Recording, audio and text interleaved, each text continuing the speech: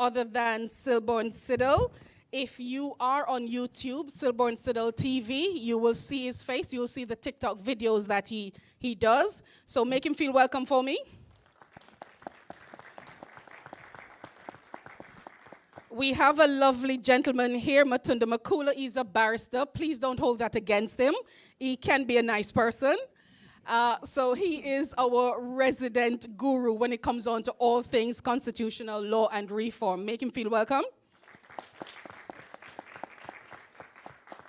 Now, among all of this thorn, I had to have a beautiful rose. This is the lovely Tara Johnson-Reed, a young lady with so much wonderful things that she has done and also behind her name. But more importantly for us, that is for this evening, she is a part of the Global Jamaica Diaspora Council, and she represents the youth. Make her feel welcome. One of my favorite persons, he doesn't know that as yet, but he is. When we thought of coming to London, he was the first person I thought about, Dr. Carlton Brown. Dr. Brown is the founder of Aspire Management Consultancy. He's a visiting lecturer of the London School of Business and Finance. He is also the CEO, founder of Marshall & Brown Fine Foods. Anybody know Marshall & Brown products? You do. Chocolates are wonderful, aren't they? Absolutely. Make him feel welcome. He didn't bring enough for us, but make him feel welcome. And my name is Diana Mackenzie. Now, I won't keep you long. House rules. Everybody know where the toilets are? So the toilets are outside to your right. You can use your mobile phones, stream on Facebook. I would encourage you to do that. When the panelists are speaking, if you just kind of be quiet for me. If you want to say something, hands up. We have 2 mics. Myself and Tracy will be around, and we will be taking your questions and making sure that they're answered, okay? So I think that is it for me. Thank you very much, Brixton. And I'm going to hand over to Silborn. Thank you. Thank you.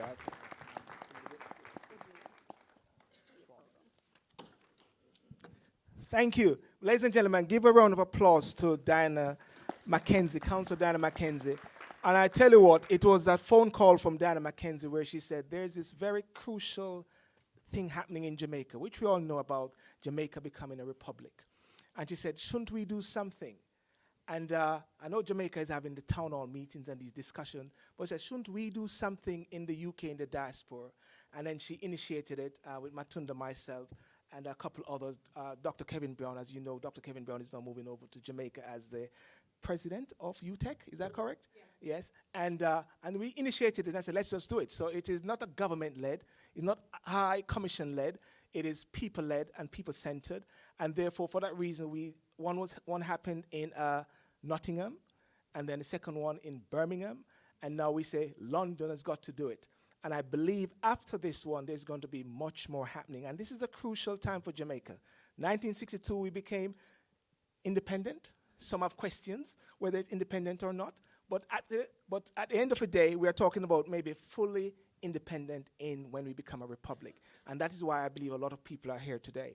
But before I go any further today, I want to bring in Matunda Makula, Barrister Counsel, who is going to sort of set the stage as to the whole aspect of this constitutional reform and some of the key aspects of the Constitution which is entrenched, whereby we also need to look at, because sometimes the Constitution is not, what we say, a sexy term, it's a boring subject. I remember when I was at law school and I did one of my courses, one of my exams, and the lecturer said, Mr. Charles Reed, he said, oh, hum, hum, hum, waffle, waffle, waffle.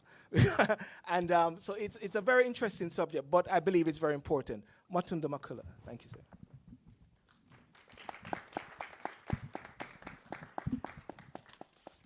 Hi, good afternoon, everyone.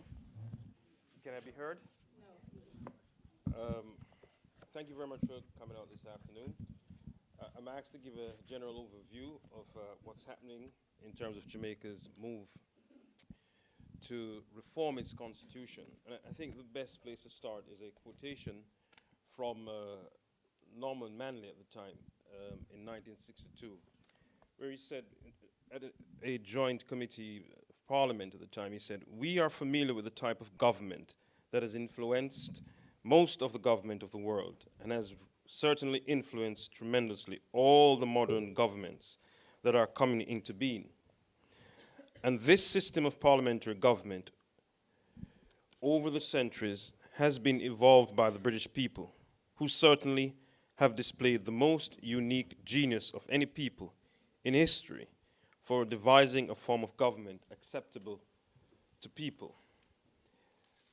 The Jamaica Labour Party at the time also had as its one of its tenets that it will instill in the hearts of the people reverence for God, loyalty to the Queen, and respect for lawful constitutional authority. So those are the views expressed by, if you like, the two political parties who were in contention in 1962 when we got our independence. So the first question that some ask is, why in the did Jamaica retain a constitutional monarchy? We have the words of those who were head of the two political parties at the time.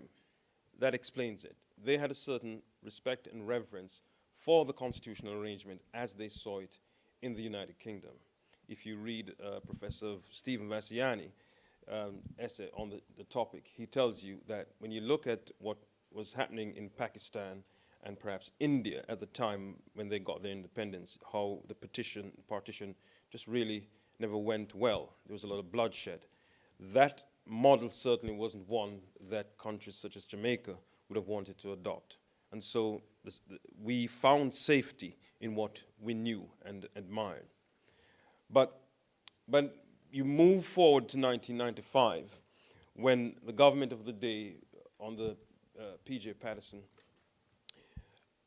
we had a joint select committee of Parliament, and it decided that we should have constitutional reform. And essentially, the view was held at the time, coming out of that reform joint select committee, coming out of that, the view was taken that yes, we should move away from having a monarchy, a constitutional monarchy, and move into having a republic.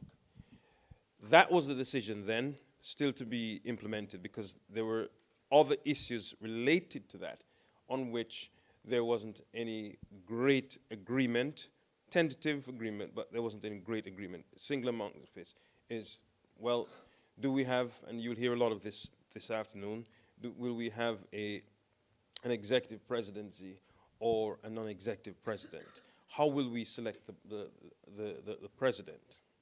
But what is important, ladies and gentlemen, is that at this stage, the leaders of Jamaica, and I say the leaders now, the parliamentarians, have decided, the political leaders of Jamaica have now decided that we need to move a bit quicker and more definitive with constitutional reform. Mindful, of course, that in 2011, one of the major things that was done in terms of constitutional reform was to enact what's called the Charter of Rights, Section 13 of the Constitution. And for those of us who live in the United Kingdom, the easiest comparison is the Human Rights Act.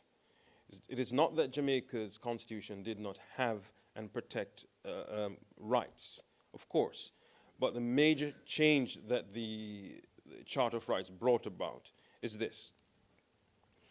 Now, prior to the 2011, if you felt that your right was infringed, you really had the job, the obligation to show the infringement and to convince the state that it has. It's much easier now. If you look at it, it's a turnaround. The state now has to go about demonstrating to a court that this infringement on any right that you have is necessary in the society. It's a much difficult thing for the state to do. There are environmental rights that have been now declared in Jamaica, right to a clean and healthy environment. We never had that. But if you think about it, from 1962 to really 2011, we had really one fundamental constitutional change. And so it is no wonder that when we get to this point in our constitutional and political history, that the decision has been taken for us to really look at how we govern ourselves. Now, one of the things that you'll hear us talk a great deal about this afternoon is, well, the role of the Governor General, who is the King's representative. A lot of persons say, well, the Governor General is just a figurehead. But bear with me for a second. Let us understand that even though to a point the Governor General is a figurehead, it is misleading to think that is a subtotal of what the Governor General represents. The Governor General is part of Parliament, because the Constitution defines Parliament as consisting of the King, the Senate, and the House of Representatives. The Governor General is part of the executive, because the executive power is given by the Constitution to the King. When you're appealing, Jamaica's final court of appeal is the Judicial Committee of the Privy Council, and it is to the King that you appeal. So both in terms of the executive, the legislative branch of government, and the executive, the three branches of government, the King or the sovereign has presence there. It is the Governor General who acts through the King's authority is exercised through the Governor General. Another example is the Prime Minister and the Leader of the Opposition. They're both, if you like, they owe their presence constitutionally to the King. What do I mean by that? Well, the Governor General, who represents the King in Jamaica, is a person who selects, in the case of the Prime Minister, the person who has the confidence of the majority of the MPs in Parliament. So there is power. It is the Governor General who will select the person who has the support of it's called the opposition party in the Parliament. But there's significant constraints on that power, because I think all of us know that the Governor General cannot just appoint anyone who politically doesn't have the support of, in the case of the current day Prime Minister, the Jamaica Labour Party. The current constitutional reform process that we are undergoing as a country is a good one. But even though there will be a lot of conversation and discussions this afternoon about moving us from a Republican, from a constitutional monarchy to a Republican status, let us not forget that that's just stage one of the process. There are 3 stages, okay? Stage 1 is what we're doing right now, where the Constitutional Reform Committee, which consists of 13 persons, I think, 13 or 14. Some persons have said there are too many lawyers. I have my views on that.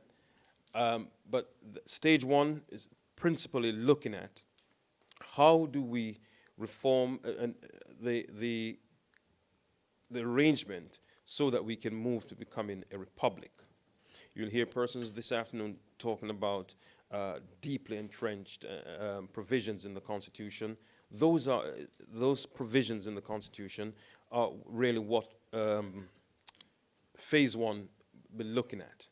Phase 2, we're told, will look at things such as any reformation that needs to be made to the Charter of Rights that I spoke about in section 13 of the Constitution, which came into being in 2011.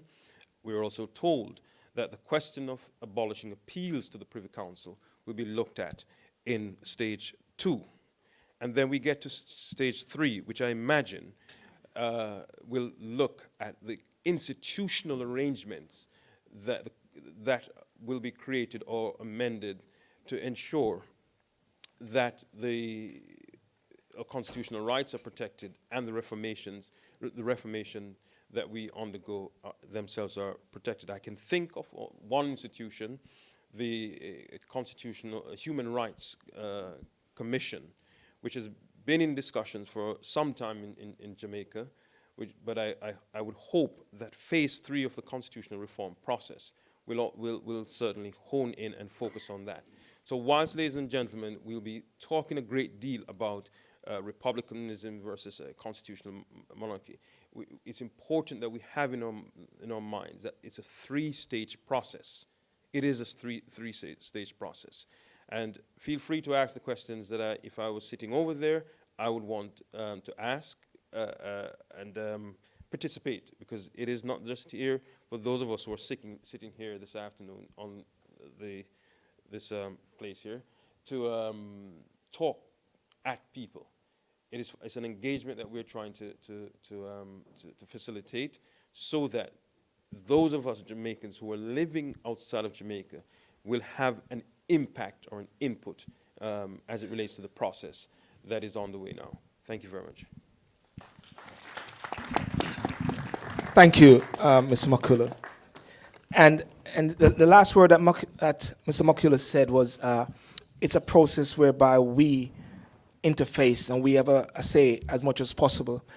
Before I bring on the guests from Jamaica, I just want to have a couple words from Thora Johnson-Reid and Dr. Carlton Brown with this process, because you're on the panel, and just to hear what your views are regarding Jamaica becoming a republic. And if we can start off with Thora Johnson-Reid. She's the youth from the global Jamaica Diaspora, and it's so important to have the youth voice.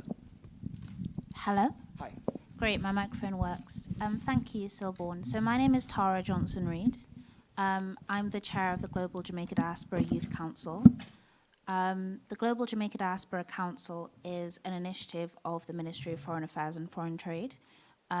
It was established in 2019, but it was preceded by decades of organizations led both by the government and by citizens to organize and recognize the efforts of the diaspora. So the way in which the Diaspora Council is structured is that we have representatives from the traditional diaspora region, so that includes the UK, Canada, and the US. But we also have members of the council who are selected from Africa, from Asia, from Australia, South America, the Middle East, all regions of the world. And then we also have sector specialists as well. So some of us are elected, some of us are appointed, but all of us meet together to discuss issues which relate to the diaspora, and to also meet with the government, primarily the Ministry of Foreign Affairs and Foreign Trade. And we discuss issues that relate to the governance of Jamaica, particularly those which relate directly to the diaspora. So I've served on that council since 2019. I'm also a communications consultant. I work in PR. And yeah, I'm a Jamaican by descent, so that's the kind of capacity in which I come here today. Thank you. And Dr. Brown? Hello. Hi. I don't know, I'm here just as an individual. I'm a consultant, I'm an academic, and I look at it from an objective perspective. And I think one of the famous quotes from Garvey talked about self-determination. And when I think about Jamaica and the Constitution, I'm not an expert such as our esteemed colleague here in terms of constitutional rights, but what for me is really important is about Jamaica taking up its own role and being able to understand about its own ability to be self-determination. And I think that's the critical point here, is around how do we as a country move forward with that narrative. And subsequently, I think the key message here is about if that happens and we translate to a republic, it's about how do we then govern that and sensibly and strategically. And how would we move that whole agenda forward? Because I think that's the critical path after that process is management. Self-determination is one thing, but management after that process is a second thing. Thank you. And ladies and gentlemen, you will be able to have an opportunity to really speak, just as Diana Mackenzie had said earlier, with roving mics. But as you know, and as Matundo had said earlier, there's a Constitutional Reform Committee, and there is 14 persons, and I'll just name them quickly before we introduce them. Marlene Malhou-Fort, she's the Minister of Legal and Constitutional Affairs. Ambassador Rocky Mead, Co-Chair, Office of the Prime Minister. Dr. Derek McCoy, Attorney General of Jamaica. Senator Tom Tavares Finson, President of the Senate and Commissioner of the Electoral Commission of Jamaica. Senator Ransford Braham, Government Senator. Senator Donna Scott Motley, Parliament Opposition. Anthony Hilton, Parliamentary Opposition. Professor Richard Albert, International Constitutional Law Expert. Dr. Lloyd Barnett, National Constitutional Law Expert. Mr. Hugh Small, KC, Consultant Counsel, nominee of the Leader of the Parliamentary Opposition. Dr. David Henry, Wider Society Faith Base. Dr. Nadine Spence, civil society, social and political commentator, Mrs. Lalita Davis Mattis, National Reparations Committee, and Mr. Sir Boswell. Mr. Sir Boswell was in Nottingham. If you listen very carefully, and if you note the names, no one actually represents the diaspora. Okay? And that is something very crucial. And we're all here as a member of the diaspora, and this is something that we need to take on. But today, we have, I'm going to bring on first Ambassador Rocky Mead, who is a co-chair and Office of the Prime Minister, but recently was appointed, if I'm not mistaken, the Cabinet Secretary. Am I correct, Ambassador Rocky Mead? On mute. Thank you so much for having me. Yes, yes, sir. And can I ask this question? What is the problem, or what is the issue that being a republic is trying to solve? Isn't that, why are we fixing it? Is there something that needs fixing? I just want to set that stage there, and I'll bring in Dr. Senator Motley after, sir. Ambassador. Thank you so much. Yes. The process is a very significant one in our history. It is seeking to establish our governance arrangements going forward.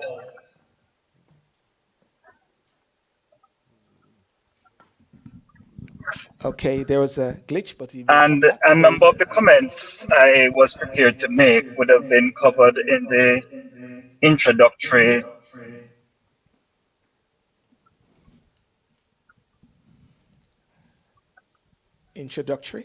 Yeah. Yes, I just realized we're having some challenges here. Can you hear me? Yes, sir. We can hear you, sir. Right. So the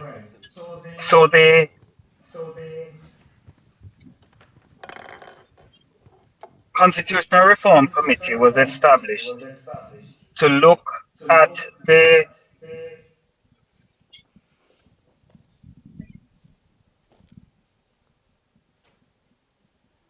Okay, there's some, we have some challenges there, I presume. Okay.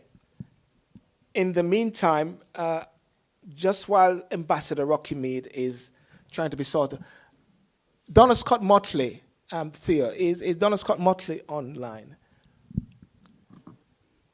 Hi, Senator Donna Scott Motley. Until Ambassador Rocky Mead comes back, I'll ask the same question. Can you hear me clearly? I can hear you.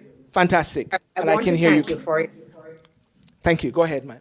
To say, acknowledge the panel and the guests who have joined here today. So the question you want me to take is a question to the ambassador. And why become a republic? Indeed. That was what you were asking. Indeed. The whole point of it is that when we became independent in 1962, we were actually signaling to the world that we had recognized who we were and that we wanted to govern ourselves in a way that would separate us from being a colony, as it were.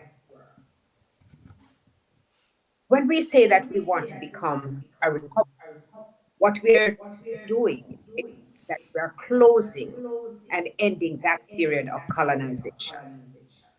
We're actually saying that we do not want to be governed by King Charles III, that we do not want to be governed by monarch, but that we think that we are at a stage of our development where we as a proud people should have full liberation in every sense of the word from a monarchy. It's very important psychologically, as you would understand, that a people find themselves at a place where they feel that they are full participants in their destiny and they acknowledge their role in governance. We have said we are a democracy. We have said it is government of the people, for the people, by the people. I don't think we have fully realized that. But I think This reset of becoming a republic gives us the opportunity to advance our people more along. It might sound idealistic, it might not seem tangible in the sense that are we going to make more money? Are we going to see immediately economic growth and those kinds of tangible? But as you know, it's sometimes the intangibles which point towards greatness. So I think it's very important.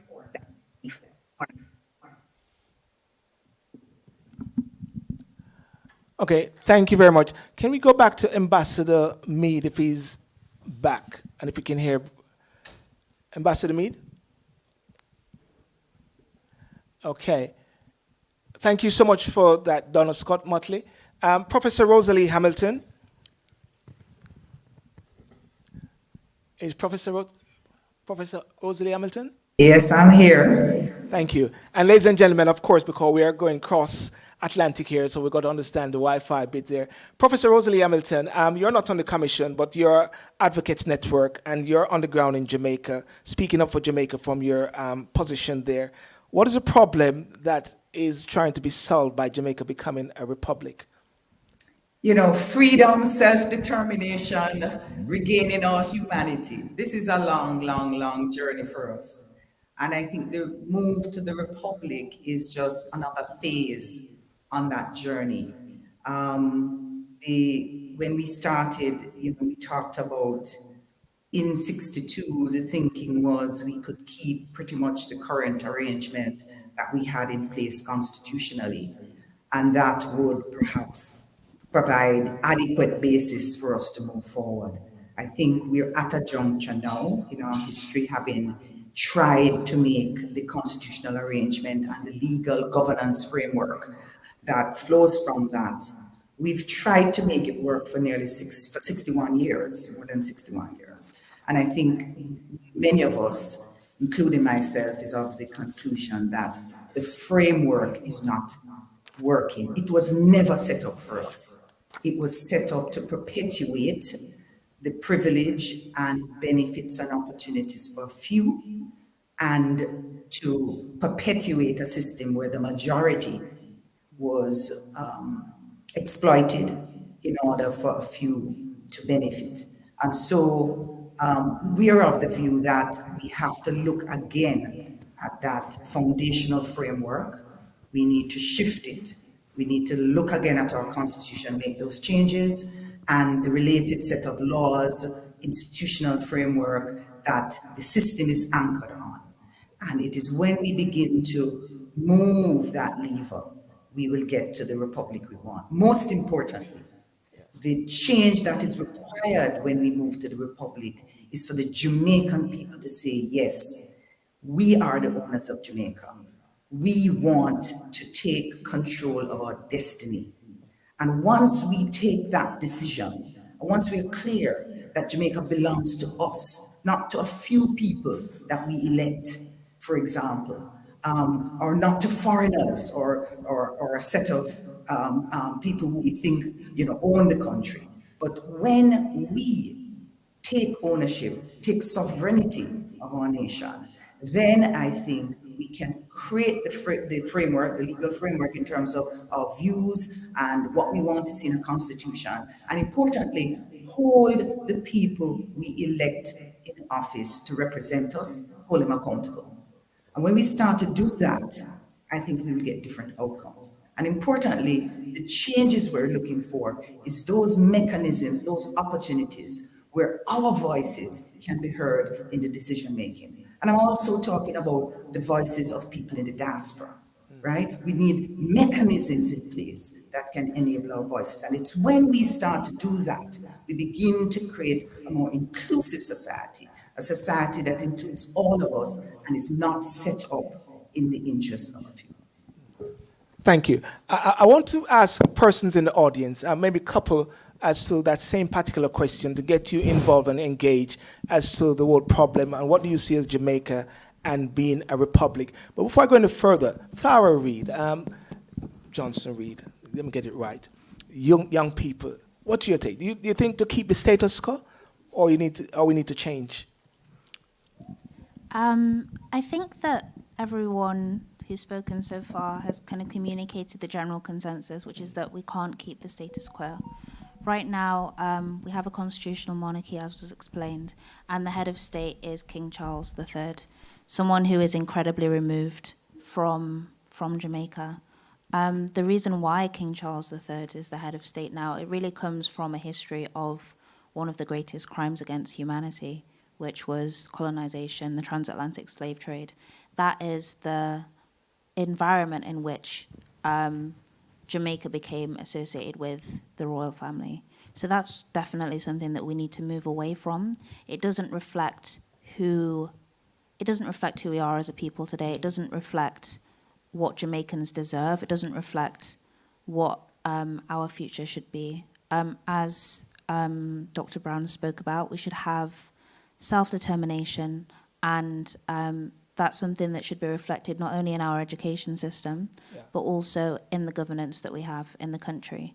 It should be that a child that is born in Jamaica knows that by their own work, they can rise to the highest ranks of society and ultimately lead the country. Right now, that's impossible. No matter what's achieved by a Jamaican in the society, they can't. The royal family is something that is just there, that's permanent, that's totally distinct and separate from us, and it shouldn't be that way. I've written about that before in The Observer. So I would say that the status quo can't remain, and I'm glad to see that the government is moving towards constitutional reform to remove the king as head of state. Although I have to add that that's something that's been discussed by successive governments in the past that hasn't materialized. So we should approach this with caution. Thank you. Audience, anyone from the audience? Roving mic, have we got a mic? Yes, There's a gentleman right there. I had to take off my shoe, but there you go. Are you going to do the runner? Okay. No. Hi, thank you. My name's Stephen Anderson. I arrived back from Jamaica this morning, and I wanted to be here because I got the email when I left 2 weeks ago, so I'm really pleased to be here. A couple of points I just want to say. First of all, Dr. Carlton Brown, I listened to you on the Hidden Truth platform and other platforms. When you say self-determination, it is the key. I think there should be an action plan in place that is continuously updated, because I think there's a psychological barrier that historically has been with the Jamaican people by the colonizers, that have to keep them in place, you keep them wanting. Jamaica has strength economically, Jamaica has strength socially. It has many problems like many other islands. It is time, and I think an action plan has to be put in place that is continuously updated, and it is about self-determination. It really is, and strong positive focus. Thank you. Any other question? And I'll just move on. Okay, there's one lady. Sorry. So, Tracy, I have a gentleman here first, and then your lady, Tracy. Yeah. Can I just ask you to introduce yourself and where in Jamaica you hail? I'm a Jamaican. Straight out of yard. Spend most of my time in England, and I think the time has come when Jamaica should move away from the king ruling. We as a people should recognize ourselves, but first and foremost, I hope the government of Jamaica is laying an infrastructure for the people. The people who is living in Jamaica at the present moment would not know totally what republic is all about. I wanted to hear this from a longer time, when we move away and govern ourselves. It's been too long since we are under this duress. people wake up and hope the government of Jamaica will start to have some kind of liaison with the people in Jamaica, educate them, go around, have meetings with the people of Jamaica, because they need to be taught about Republic. Thank you very much. Thank you very much. Thank you. Thank And you, sir. just one lady there, and then, okay. Thank you. Thank you, sir. It's just very short. I just wanted to pick up on what the gentleman said and Dr. Brown said, Carlton Brown, about what Marcus Garvey wanted for us, and that's self-determination. And the gentleman said something about sovereignty, and those are the key words in the way going forward, because we've always been educated to look out of ourselves for help. And until self-determination and sovereignty is understood by the people, then it doesn't matter how you dress up this whole thing, it's not going to be to our benefit, because as far as I'm concerned, we were never independent, never ever in our history, and that needs to be stopped being said that we were independent, because if we were, we wouldn't have the Privy Council, we wouldn't be tied to the hip to Westminster, we wouldn't have Prince Charles, and the state of Jamaica would not be the way it is. So, you know, going forward, it's education for the people in the educational system, in the universities, everything, that they are a living man and woman and not part of the corporatocracy that's been embedded in the government through Westminster and all that's attached to it. Thank you very much. Thank you very much. Let's round of applause. And more questions will come in. And I think it's very important that I got the audience interacting instead of just the presenters just presenting. And the key words which I picked up was education, self-determination, which is crucial. Marcus Garvey factor there. Ambassador Meade, are you back? Say you're back. I am, yes. You're back. And You're back. I will be the connection at this time. Thank you. Is it Digicel or Flow? Which one? No comment. You don't have to comment. Oh, did they cut us off because we said that? Yeah, no, I'm back on. But did you want me to make some I need comments, or did you have a specific question? Yes, I need you to come back in because we're going to flow with this, because the key, what you're hearing from persons in the diaspora is talking about the process and to actually a framework. And I know there's a framework which you guys have. You're the co-chair. Can you set the tone as to the framework? Because I believe the chair had indicated some time ago that you wanted this process to be completed sometime this year. Am I correct? But I believe indeed, that was the initial. That was the initial comment. I'm sorry, because of the delay. That's okay. I'm not sure when you're continuing to speak. So yes, I can give some context. Please, thank you, sir. We listen to you now, sir. As you know, we were asked to look at the matter of constitutional reform, but to take into consideration the work of joint select committees that existed before, and to see to what extent we still have consensus, and to get new perspectives that would inform our recommendations. In approaching this job, we realized that there were a wide number of issues. So of course, there's the main issue of how we will govern ourselves and whether we want to continue having King Charles as our head of state. And if not, how do we want to make those arrangements? But there are a lot of consequential issues, and there are a lot of issues affecting individuals and groups. So we had to take a decision about how we would prioritize the work. It would have been almost impossible to attach some level of importance in any objective way. Because even something that one might consider as being minor to one person is really significant to another.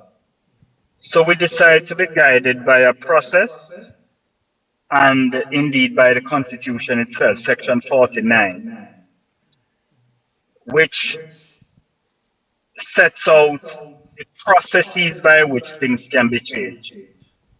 And what we decided to do was to tackle those matters that require the more intensive processes for change. And you heard the term deeply entrenched used before, which means matters that we call deeply entrenched have to go through a significant process of a bill being laid in Parliament, a debate for at least 6 months, and then the vote by the people. So we decided, as was explained by your colleague initially, to treat with the deeply entrenched matters first. And there's a lot of dialogue about other matters that are equally important, and they are, but we decided to take that approach of dealing with the deeply entrenched matters first. And the phases were already mentioned, I won't repeat them. The process to date is that we started by ensuring that the committee members were familiar with the issues. And I mentioned that because there have been perspectives that we did not engage the public early enough. But the members of the committee had to be sensitized. We formed subcommittees. Public engagement was one of the first ones. We also have state affairs, referendum, and youth engagement subcommittees. We have received expert presentations, we have received presentations from stakeholders, and we have had a range of public engagements, and we particularly appreciate this opportunity. Thank you very much. Our intention, Go ahead. sorry, quickly, is to continue the public engagements, consolidate the submissions we have received, and ensure that even if we have not spoken to every Jamaican, that we capture the perspectives of as many Jamaicans as we can. So we're going to publish the submissions and proposals we have received and see whether there are other submissions. Then we will discuss, make recommendations to Cabinet. With the approval of Cabinet, a bill will be drafted, and then that will be submitted to Parliament. It will take 3 months before it can be debated, another 3 months before it can be voted on in the Houses of Parliament, and then we can consider the matter of the referendum. Thank you very much, Ambassador Rockaby. That's very helpful. Matunda Mokula, talk about the process now, the education, the self-determination, the entrenchment, and the process. What do you think about the process so far, thus far? And also, I want the audience to think about this in the meantime and to respond. Do you believe that you have been engaged with, or do you know about it a lot? Or, are you struggling to get information, or is it coming to you very quickly? Okay, Matunda. Well, I'm pleased that there's been a significant U-turn in terms of the speed, the breakneck speed at which it initially was announced that we would be doing this thing. It was virtually impossible to achieve those things. So I'm pleased. I'm also pleased that the notes of the Constitutional Reform Committee have now been uploaded onto the website for everyone to read and see. I'm pleased about those things because the process has to be transparent so that people, you're doing something for Jamaicans, they must be included. I am still disappointed in, one, the quality of the public education. Now, I have viewed all of the town hall meetings that have been held, and my personal interpretation of those meetings, that people are coming there with a significant, and it's not a criticism of the people, it's a fact of what is a significant deficit in terms of the knowledge about the Constitution. Now you're asking and you're inviting people to consider ultimately in a referendum a question that will be put to them. But first and foremost, people must be informed as to what exists. People must be informed properly in terms of what it is that is being proposed as a replacement. So I think the ambassador, along with his co-chair, must look at this. The quality of the engagement, it's good that we meet with people, but we have to get the information level. I think it's the National Integrity Action, NIA, has called for an improvement in the quality of the public education. There's no point in going to people and literally talking about terms that deeply entrenched, constitutional monarchy and all those things. I mean, you have some lawyers don't even know what those things mean, let alone non-lawyers. So the quality of the public education has to improved. And also, I'm still struggling as to why it is that the deliberations of the committee cannot be broadcast on YouTube or wherever. I understood initially, it was said, well, we have to get the house in order first. The 13 or 14 persons, they're working together. Let's get the rhythm going first. But I think we're far down in the game now. Those things need to be considered, and quickly too. Okay, thank you very much. And ladies and thank you. And the roving mic, we're going to ask a question just to follow up on what Matunda says. There's a lady right there. I know her very well. How are you? And just to say that persons who are on Instagram and YouTube, welcome. I must say, somebody just said something on YouTube. Can't any of the panel or audience speak Jamaican? Sorry, I just said that. Yeah, man. Straight out of Oche, yeah. Anyhow, that's just someone made a comment, can't any of the panel or audience speak Jamaica? I'm going to go to Rosalie Hamilton after about the process and how is it happening there, being a part of the civil society. But let me ask, a question has been asked there. Remind me.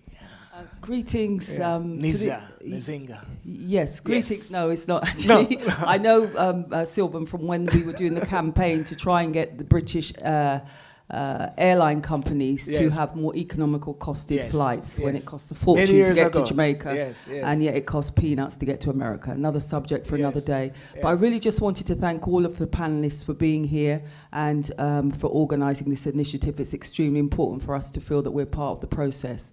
I also want to acknowledge Senator Donna Scott Motley for her contribution, and also Rosalina Hamilton, both very important contributions. And also I think it's important that the young person, particularly given that in her introduction she said she was a communication consultant, that she finally did say that she's also a Republican. That's great to hear.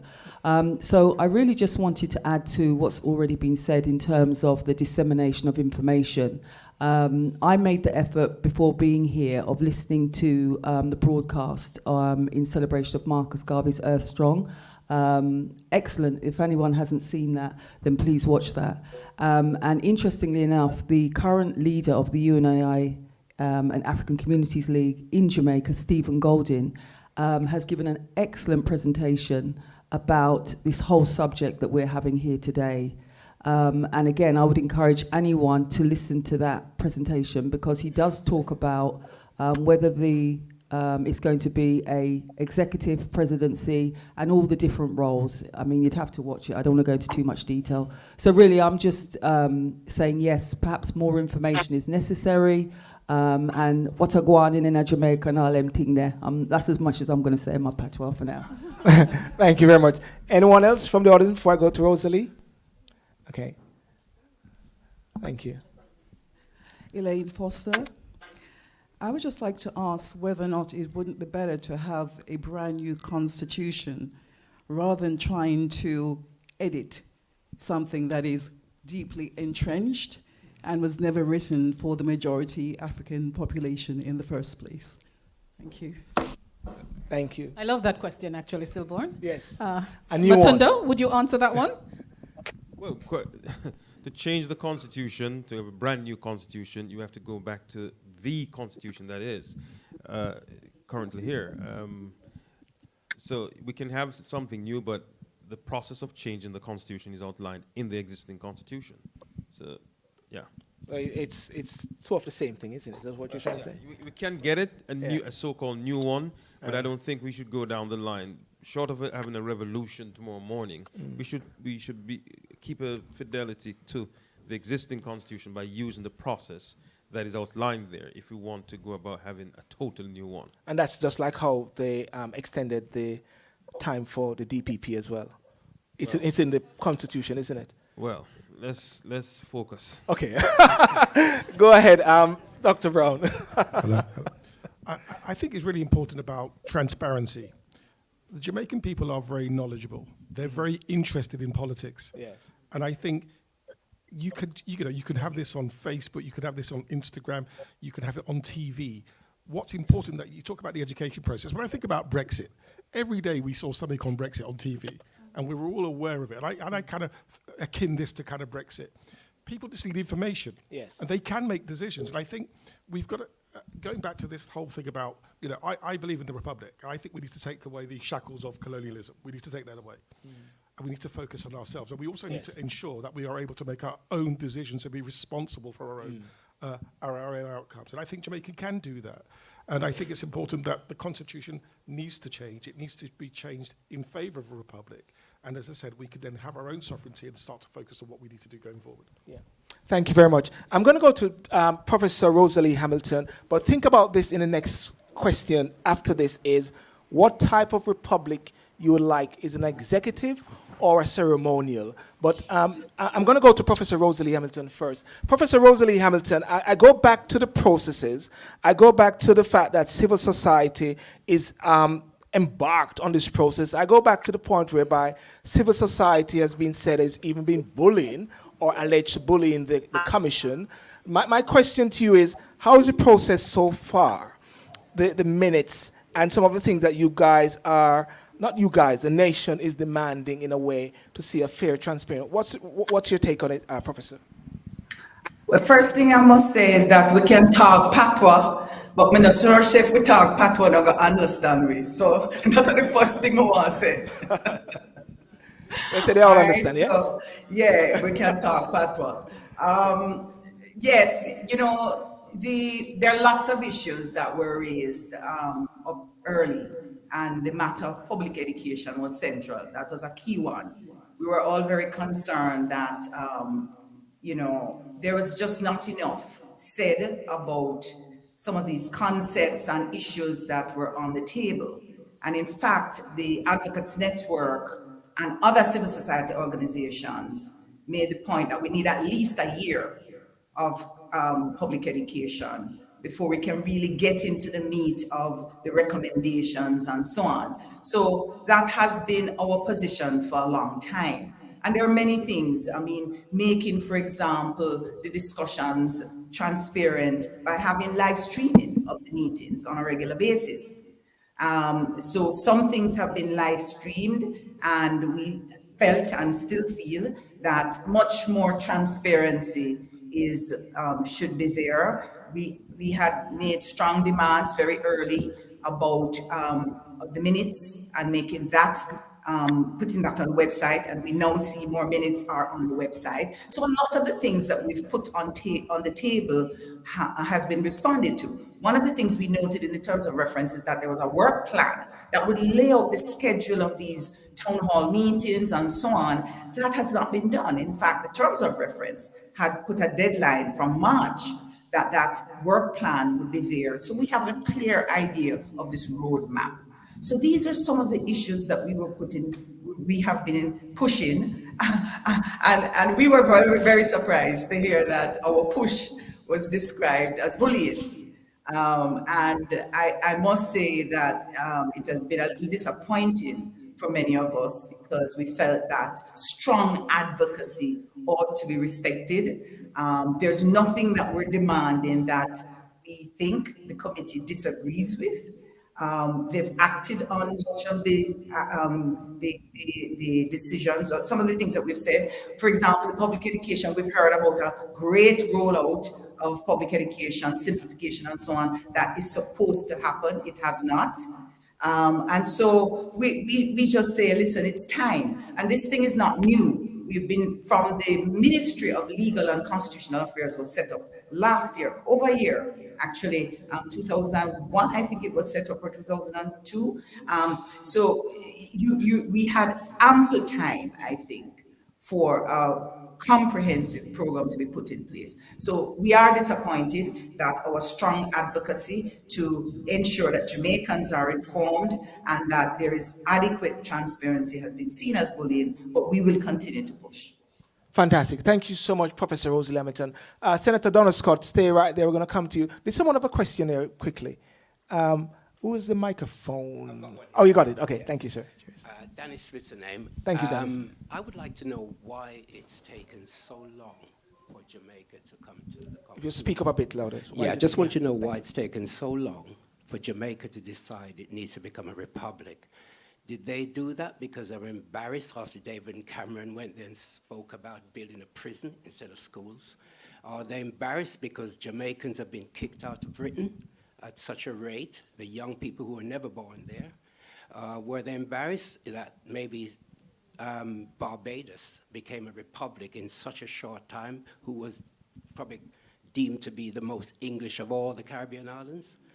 Why did Trinidad and Guyana become a republic long before Jamaica? And the other thing is, when I go to Jamaica, I found a lot of people don't even know what the holiday is about. They just know it's a holiday. There's a Marcus Garvey Day, and I just think that we need, I'm glad that this has been brought about, that this has been brought to London. This is the first consultation since I've heard the word, we're planning to go to a republic. So I think it's very important that we keep putting the message out, and I won't say any more on what form of republic it's going to be, because you're coming up with that in a minute. Indeed. But I just want to know why it took Jamaica so long, and why we've been embarrassed as a race of people around the world. We're about the fourth largest English-speaking people in the world, and we have an extreme influence in the world. And I would like to believe that Jamaica are protected anywhere they go in the world by the Jamaican government. Thank you very much. Danny, yes? Thank you. Was there another question? And then I'll just move on to Donna Scott. Yes. Please. Yeah, sorry. My name is Tyrone Stewart. I'm from Jamaica, parish of Clarendon. And as far as I'm concerned, I can't speak for everyone on every Jamaican, but as far as I'm concerned, anything that takes me out of the United Kingdom, right? This murderous colonial system that's been on us for over 400 years, anything that takes me away from that is, as far as I'm concerned, is welcome. And that's all I have to say, really. Yeah. Thank you very much. Thank you very much. I'm going to come back to you. I need to go back to Ambassador Meade. Ambassador Meade, before I go back to Donna Scott. Ambassador Meade, there are a couple of questions we'll just put to you about the process and about that the minutes and the process that took so long. As a co-chair, why it took so long for we to reach at this point?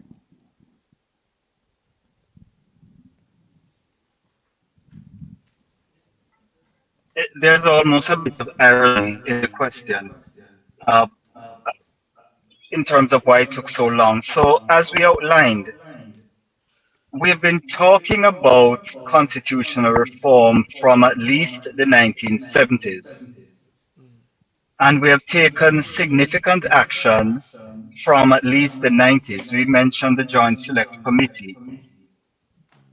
And one of the reasons we have not progressed is because when we face lack of consensus, we often fail to proceed on the matters for which we have consensus, because of course everyone considers their issues to be important, and they are, and I did comment on that before.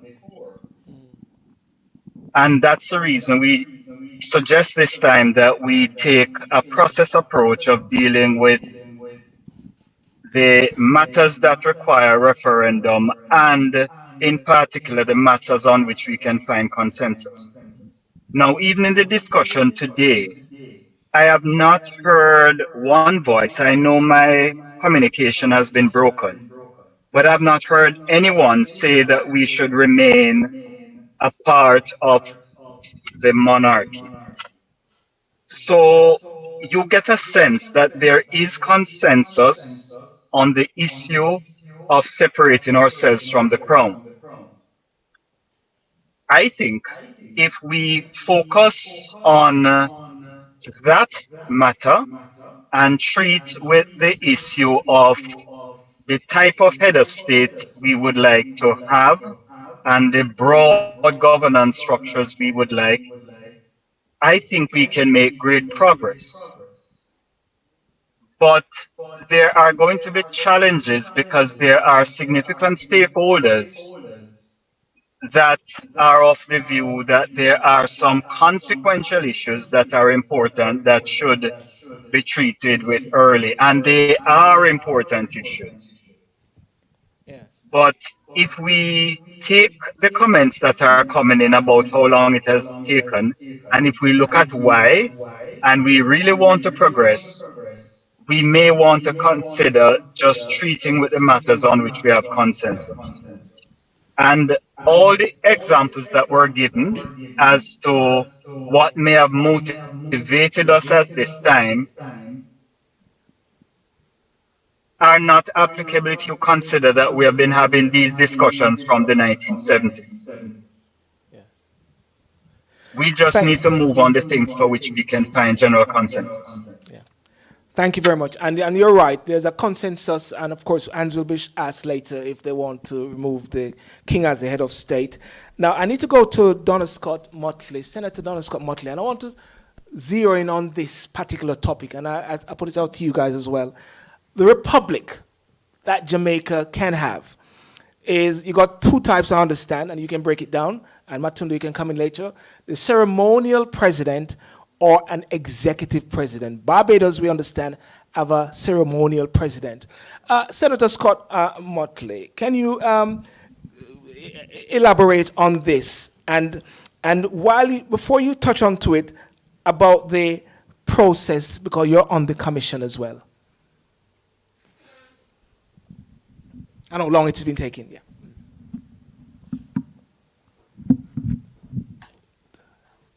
Muted? I do hope you can hear me. I can hear you clearly. We can hear you clearly.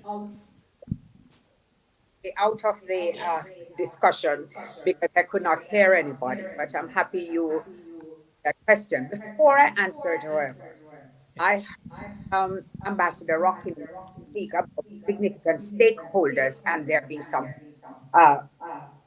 indication and stakeholders that there are some aspects of the phasing which they would like to be changed. And may I just take this quick opportunity of saying that the People's National Party, the opposition, is convinced and is committed to the fact that if we are going to have full decolonization, we must also be at the same time.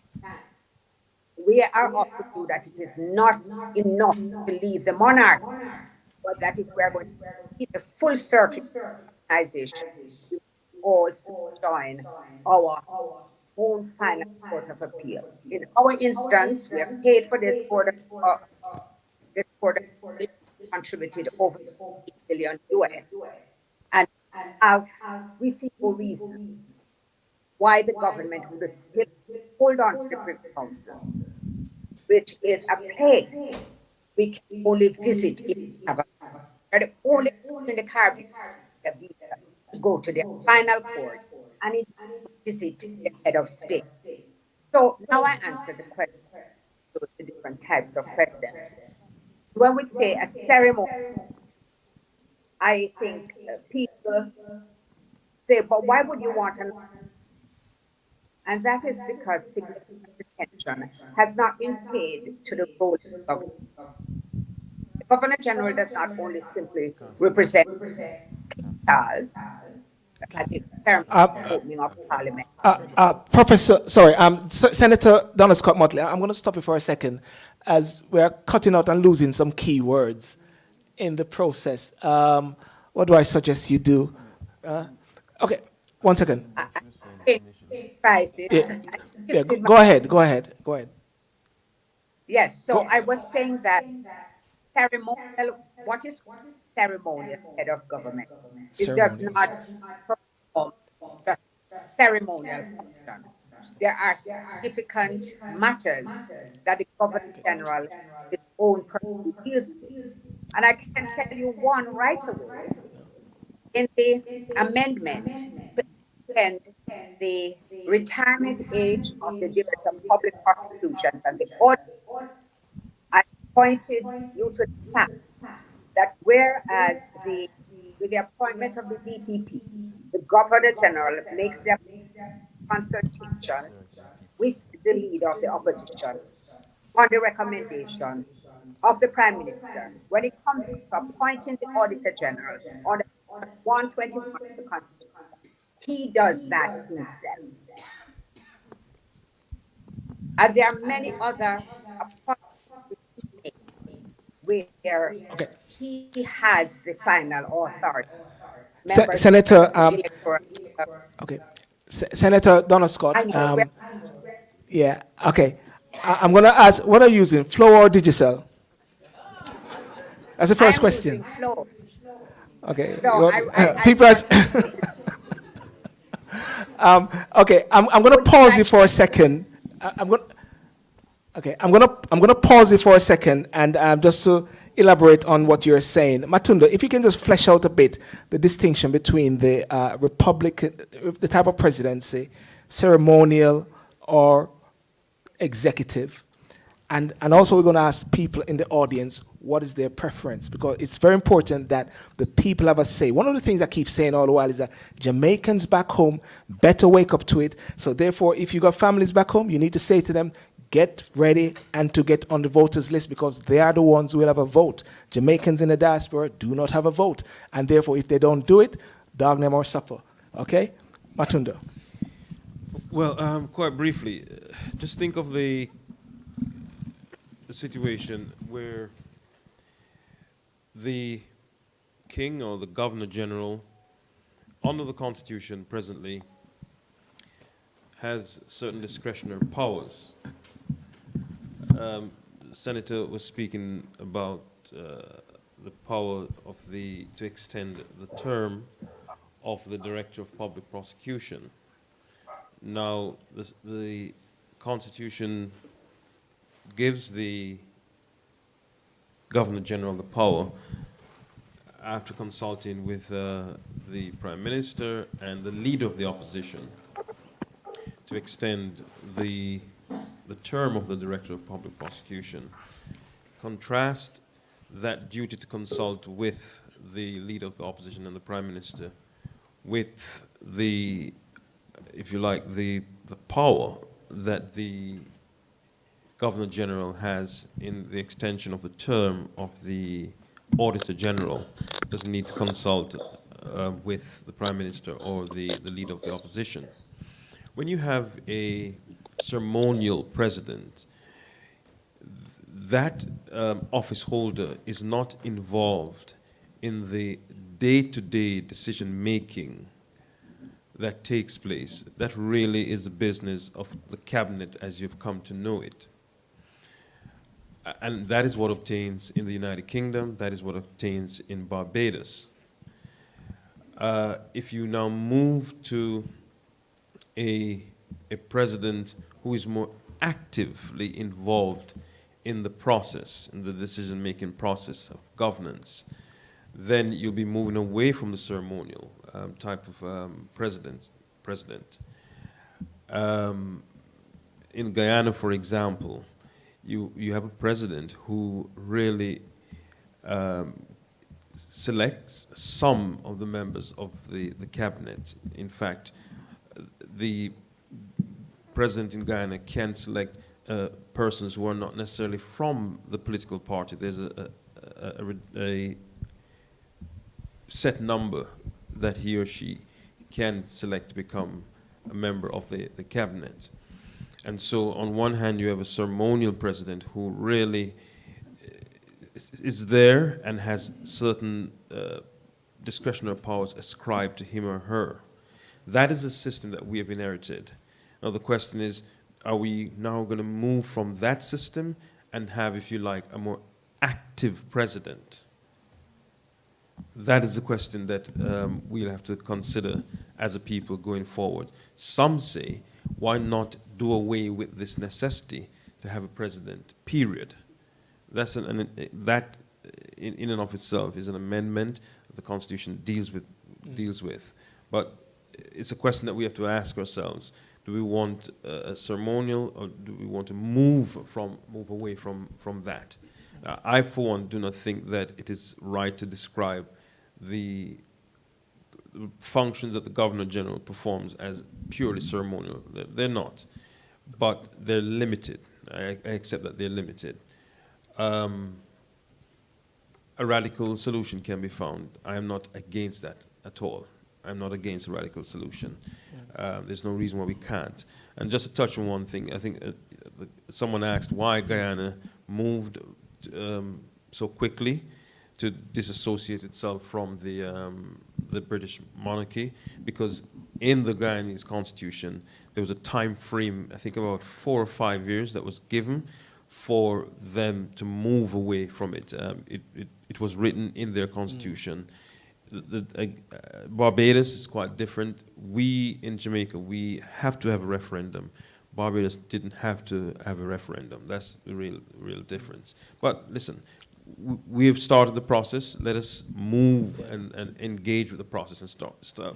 There's no point in asking why so long. Let's get it done. Yeah. And finally, I agree with Senator Scott Motley when she says that the curious thing about our constitution is this. You can, like Trinidad. Trinidad is a republic, but Trinidad's final court of appeal sits in London. You can be a republic and still have appeals to the Privy Council. What the senator was saying, and I think is important, is that we need to ask ourselves, why are we contributing to the Caribbean Court of Justice? Because we, as in the Jamaican government, has put up money to have that court, and it's working, wonderfully so, but we still want to move to come to London.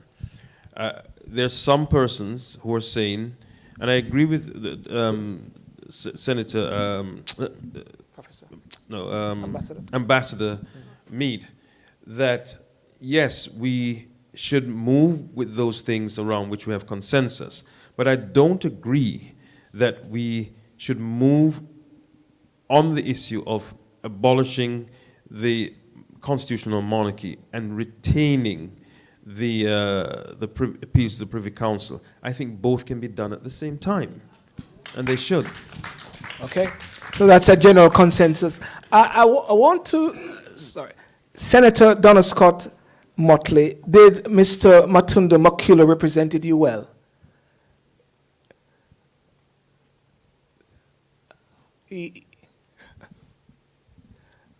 Yes or no? That sounds like a no. No, she was going to say something. She's muted. Donna, Senator Scott? Okay, no problem. Tara, I want to go to you, Tara, as a young person. What type of republic do you believe? Because this is not just for constitution experts and legal experts. This is about the people, because it's the people who are going to be voting at the referendum. Is your dog barking? Yeah.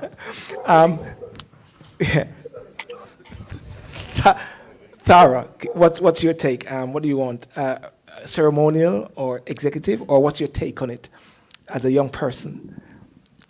With regard to the question of should we have a ceremonial head of state or should we have an executive head of state, I would agree with the statement that's been made by a few of us here, which is that it's really necessary to increase the level of engagement and of public education.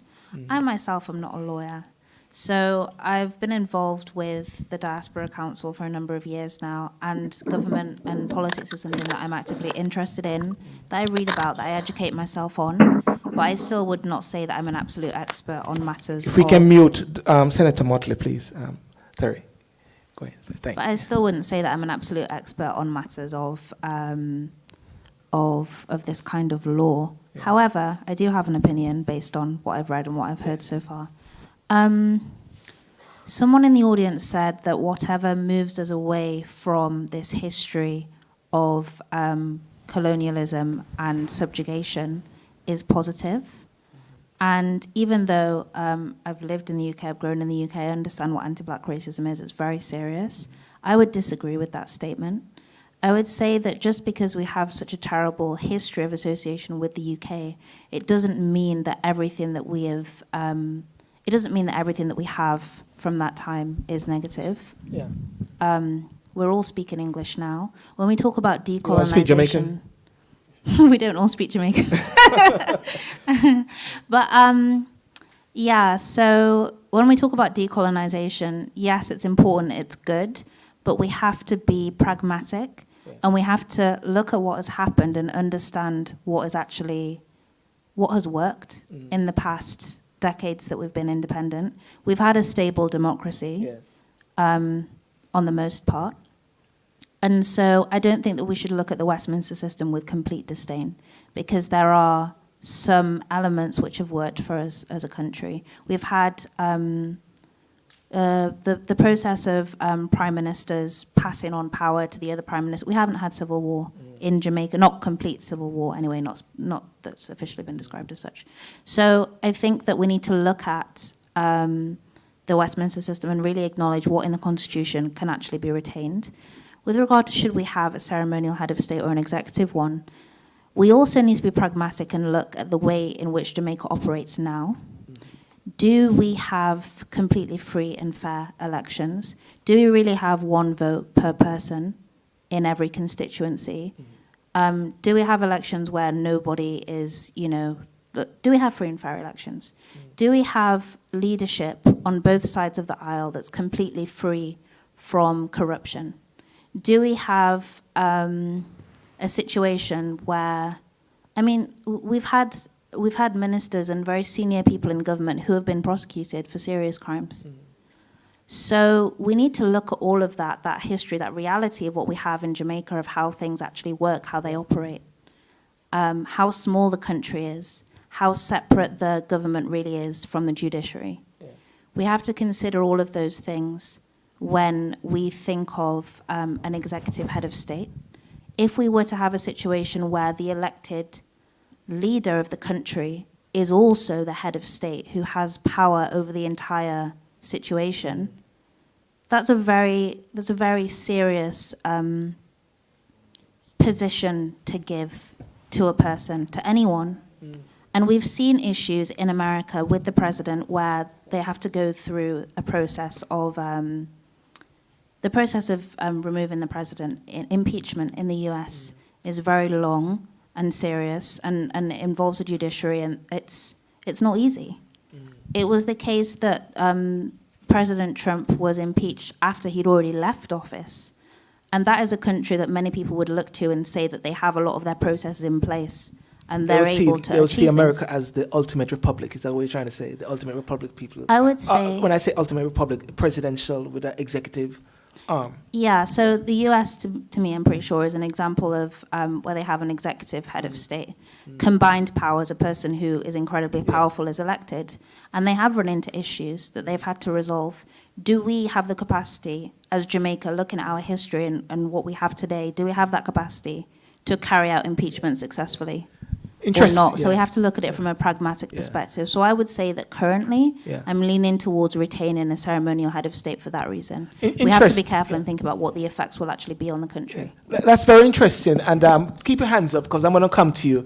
But I'm going to get to Dr. Brown on this crucial point here because I believe this is so crucial. This is going to be at the crux of the whole thing because that's where the vote is going to be. Republic and type of presidency as well. Dr. Brown, and then Matunda, and then the audience. No, I think this is about transparency and accountability. because you're going to put someone in a position of power, and are they going to be accountable? Are they going to be transparent? How do we measure that accountability? And I think if you put so much, I think, I can't remember what the quote is, but they say power is absolute, power corrupts absolutely. Yes. And so we've got to be conscious of that. If we put too much power in one person's or an individual stakeholder's hands. So I think we've got to be conscious of that. And how, the shackles of the colonial past is one thing.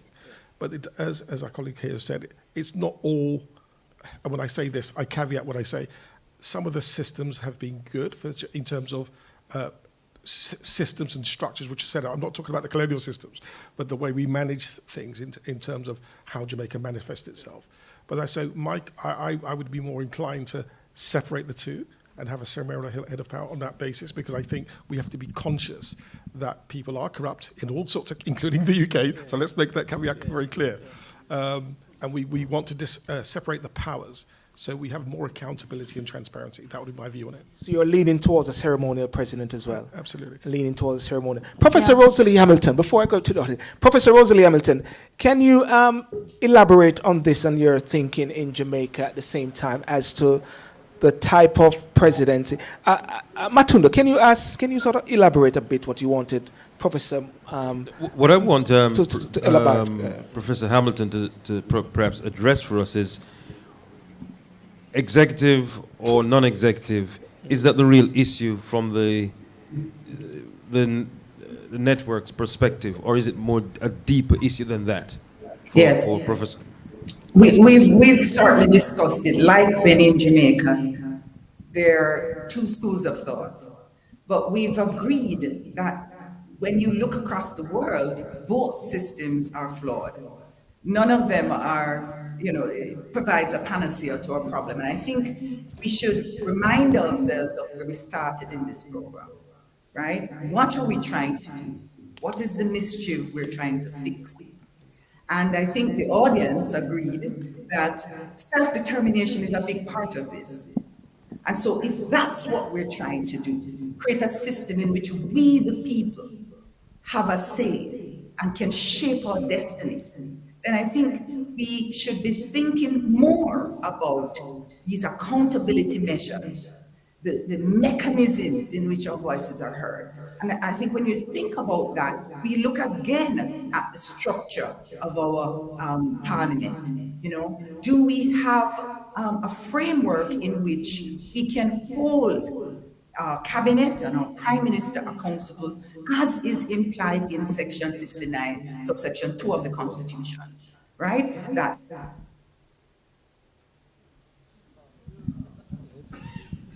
Okay, she's frozen there. She's going to come back shortly. But just Are you hearing me now? We can hear you now, yes. Right. So where are those accountability mechanisms? We have parliamentary committees.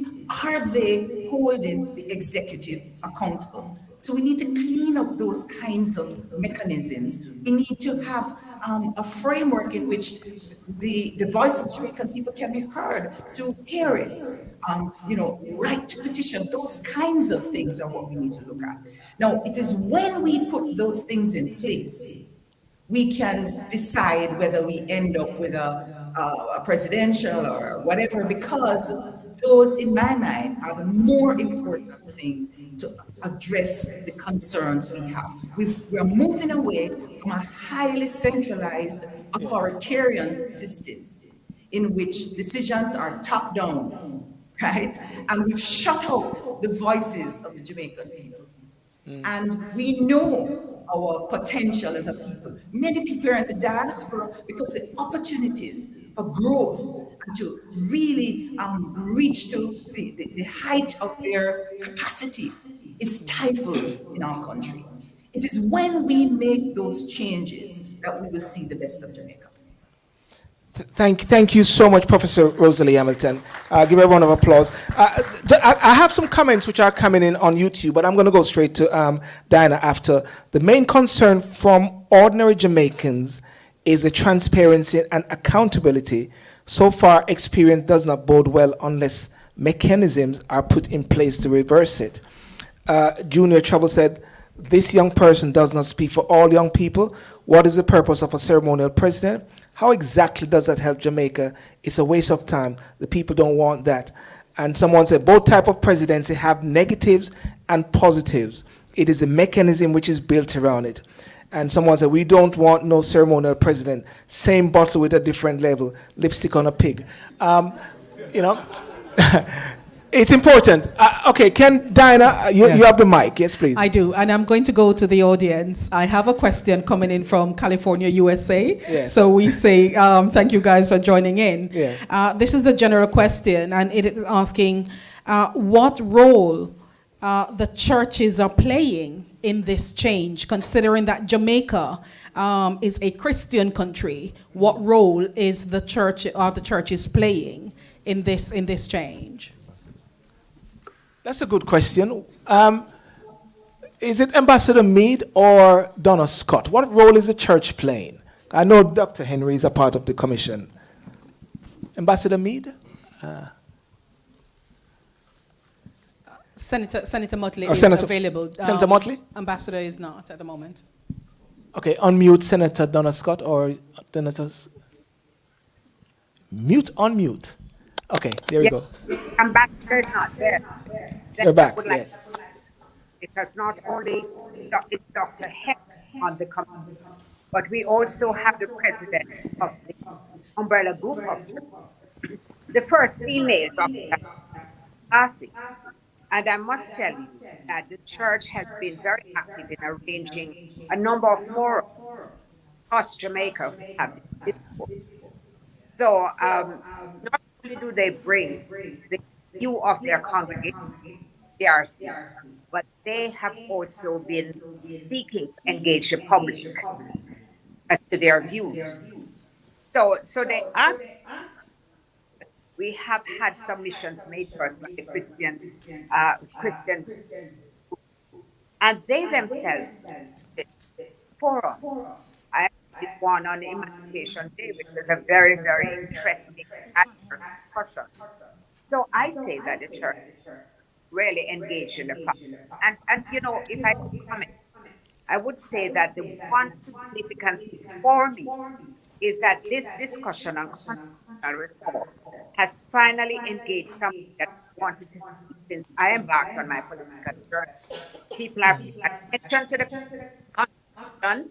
They are talking about governance that they would like to change about how our political processes work. And I think that is a very good thing. Thank you very much. Thank you very much. And there's some comments which are coming up. That's the issue. We are not being allowed to partake in the discussion that seems to already have a conclusion. So how can we make mechanism or framework? It's a fix. Next question, Diane? Can I comment? Yes, please. A comment, yes. Well, the truth of it, that when we embarked on this journey to a republic, we did, as a committee, make a number of assumptions. Did believe that based on the 1977, persons wanted us to beat the monarchy, and they also wanted us to have what is called a ceremonial or non-elected president. There was no view expressed clearly, apart from by the People's National Party, that we should have an executive presidency. And in 1992, when we wanted to move the process along, the People's National Party abandoned that position. So just want to remind you that constitutional reform is not static. Right now in India, they are having a discussion about constitutional reform because although their constitution only 17 years, there is a view that every 17 years you look at your constitution.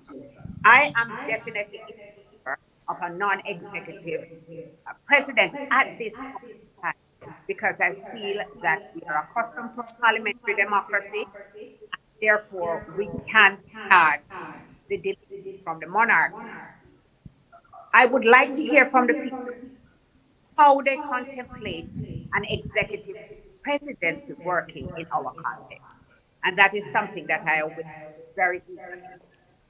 I would like to see how they want it to function so that certainly take a look at it and make some recommendations. Thank you very much, Senator. A round of applause to Senator Donna Scott Motley. Dan, go ahead. Please go ahead. Yes, I need more people from the platform, from the audience to be saying as much now, yes. Hi, good afternoon. Good afternoon. And thank you to everyone who's made a contribution, particularly the panel here and hearing from people from Jamaica. My name's Juliet Campbell, and I live here in London. I've got a question, but I also have a couple of comments. I've got the mic, so I'm not going to let it go. One of the questions was around the constitutional reform that we keep on hearing that language. And what I wanted to be clear about is, what does the current constitution allow for something like a referendum in terms of timing? And I know that the gentleman there in the green is the person to ask. The other thing I wanted to also comment on was somebody talking about the referendum that we had with Brexit, and what we learned from that referendum we really ought to put into practice. And so that referendum came about without people having full knowledge of what it would mean to leave. We didn't get the information that we needed. It was only after the referendum when we realised that what we don't want is for Jamaica to be in the same position. And then the final thing that I wanted to say is that I agree with the person speaking on behalf of the youth panel, is that absolutely in this, across all of the discussions I've heard, people have said we do want some change. We're not fully independent and we want some change. But I am also not in favour of throwing the baby out with the bathwater. Some of the things that we have got in place can allow Jamaica to grow as a country. And for me, my option would be is to retain the Prime Minister and the Cabinet, but we should also have a ceremonial president so that one person doesn't have that absolute power that we spoke about. Okay, so you want to remove the king, but have the ceremonial process still in place, yes? Okay. Can I just like say Barbados, that Juliet is going to be a member of Parliament? Yeah, okay. so let us say she's going to be a part of the clan. Okay, Tracy, your question? Okay, so someone sending a question. Apart from the mental aspect, how is the current constitutional arrangement preventing Jamaica's economic growth? And also, in terms of education, for what extent is Jamaican government not in control of the curriculum? The curriculum, you said? Yes. Okay. And this... The economic question. Yes. Someone... Yes. Greetings. My name's Miss Greenwich, and I just want to thank the listening audience in Zoomland for their contribution. I wholeheartedly would expect Jamaica, as the comments are showing, to be a fully fledged republic. There is no need to have the ceremonial Governor General, who will effectively still continue to do the work of his former colonizer.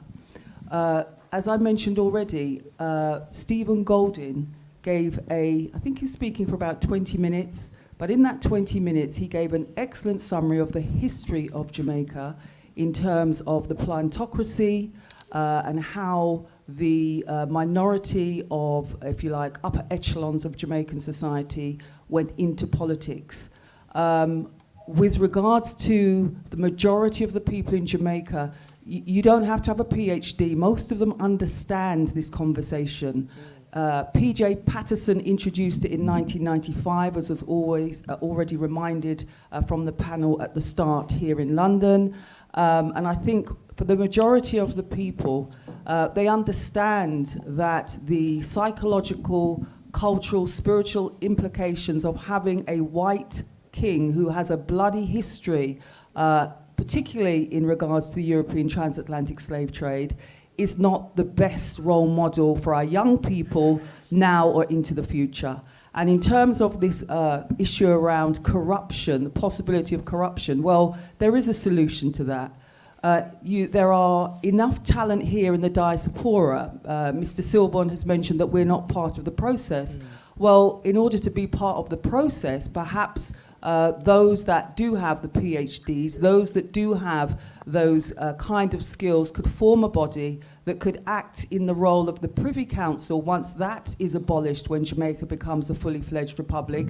So there is that extra accountability. Otherwise, of course, there's already the well-established Jamaican alternative to the British Privy Council. So I really think we need to take Marcus Garvey more seriously, and if we do, we'll understand that he said, with confidence you have won even before you started. So let's go ahead and get this done.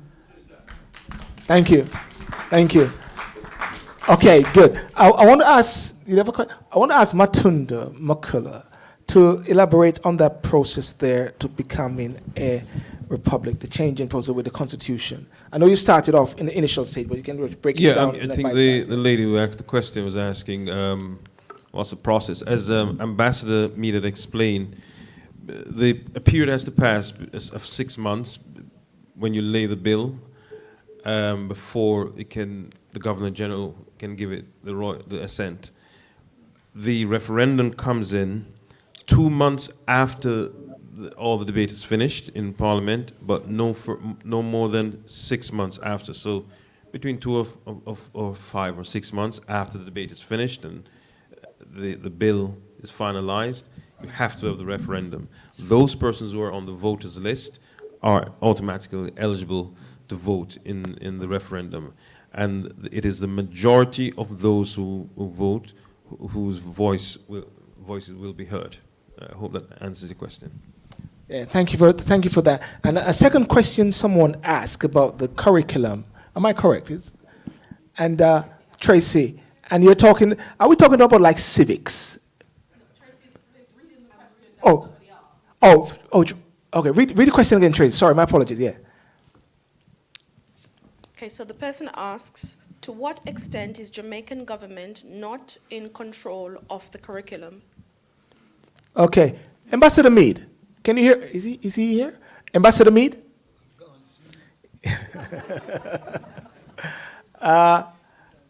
Let me go to Professor Rosalie Hamilton.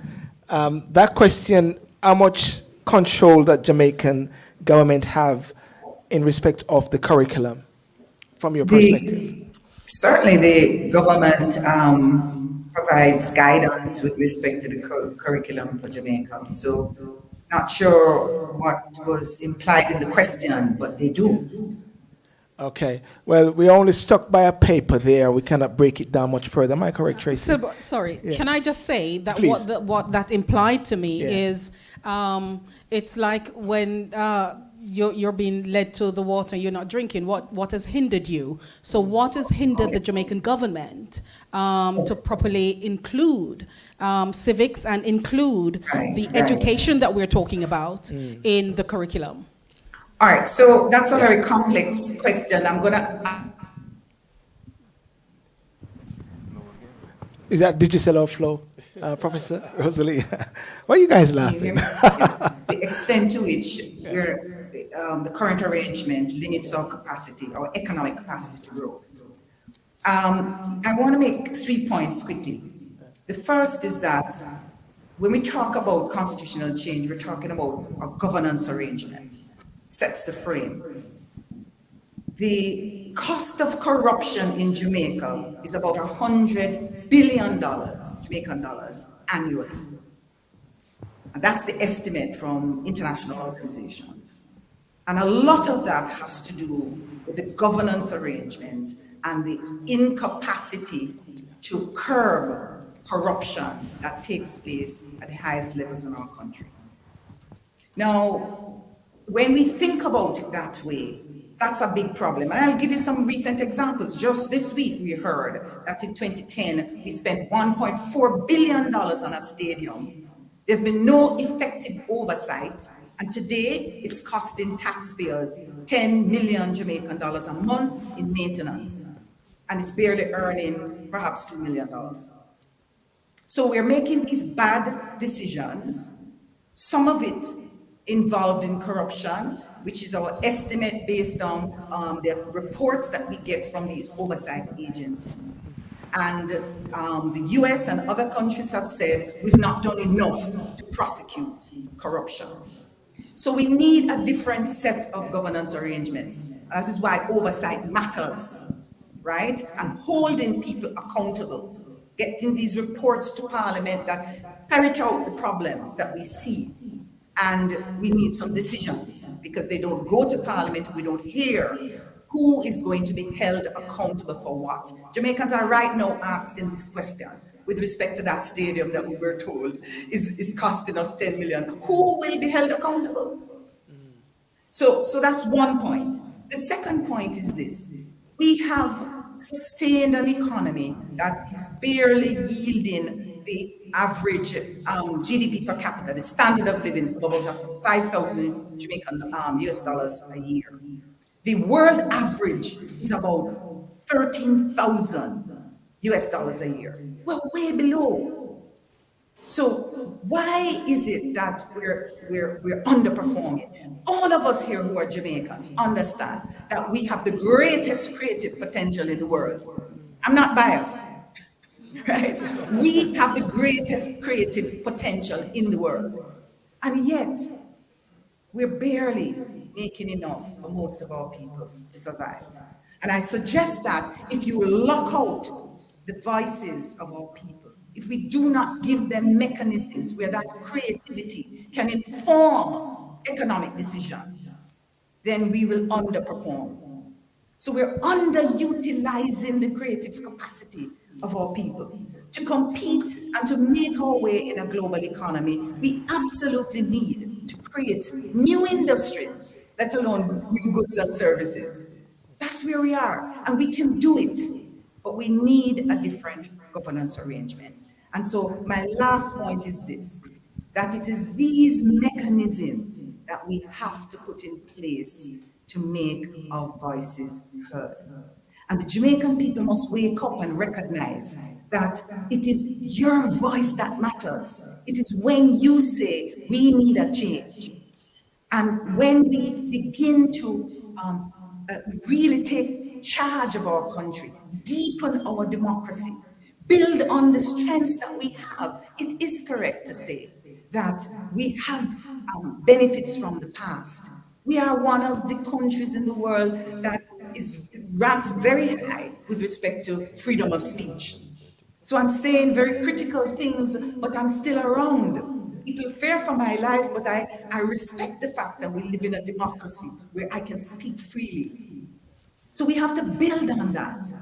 And it is when we do that, I think Jamaica will transform itself.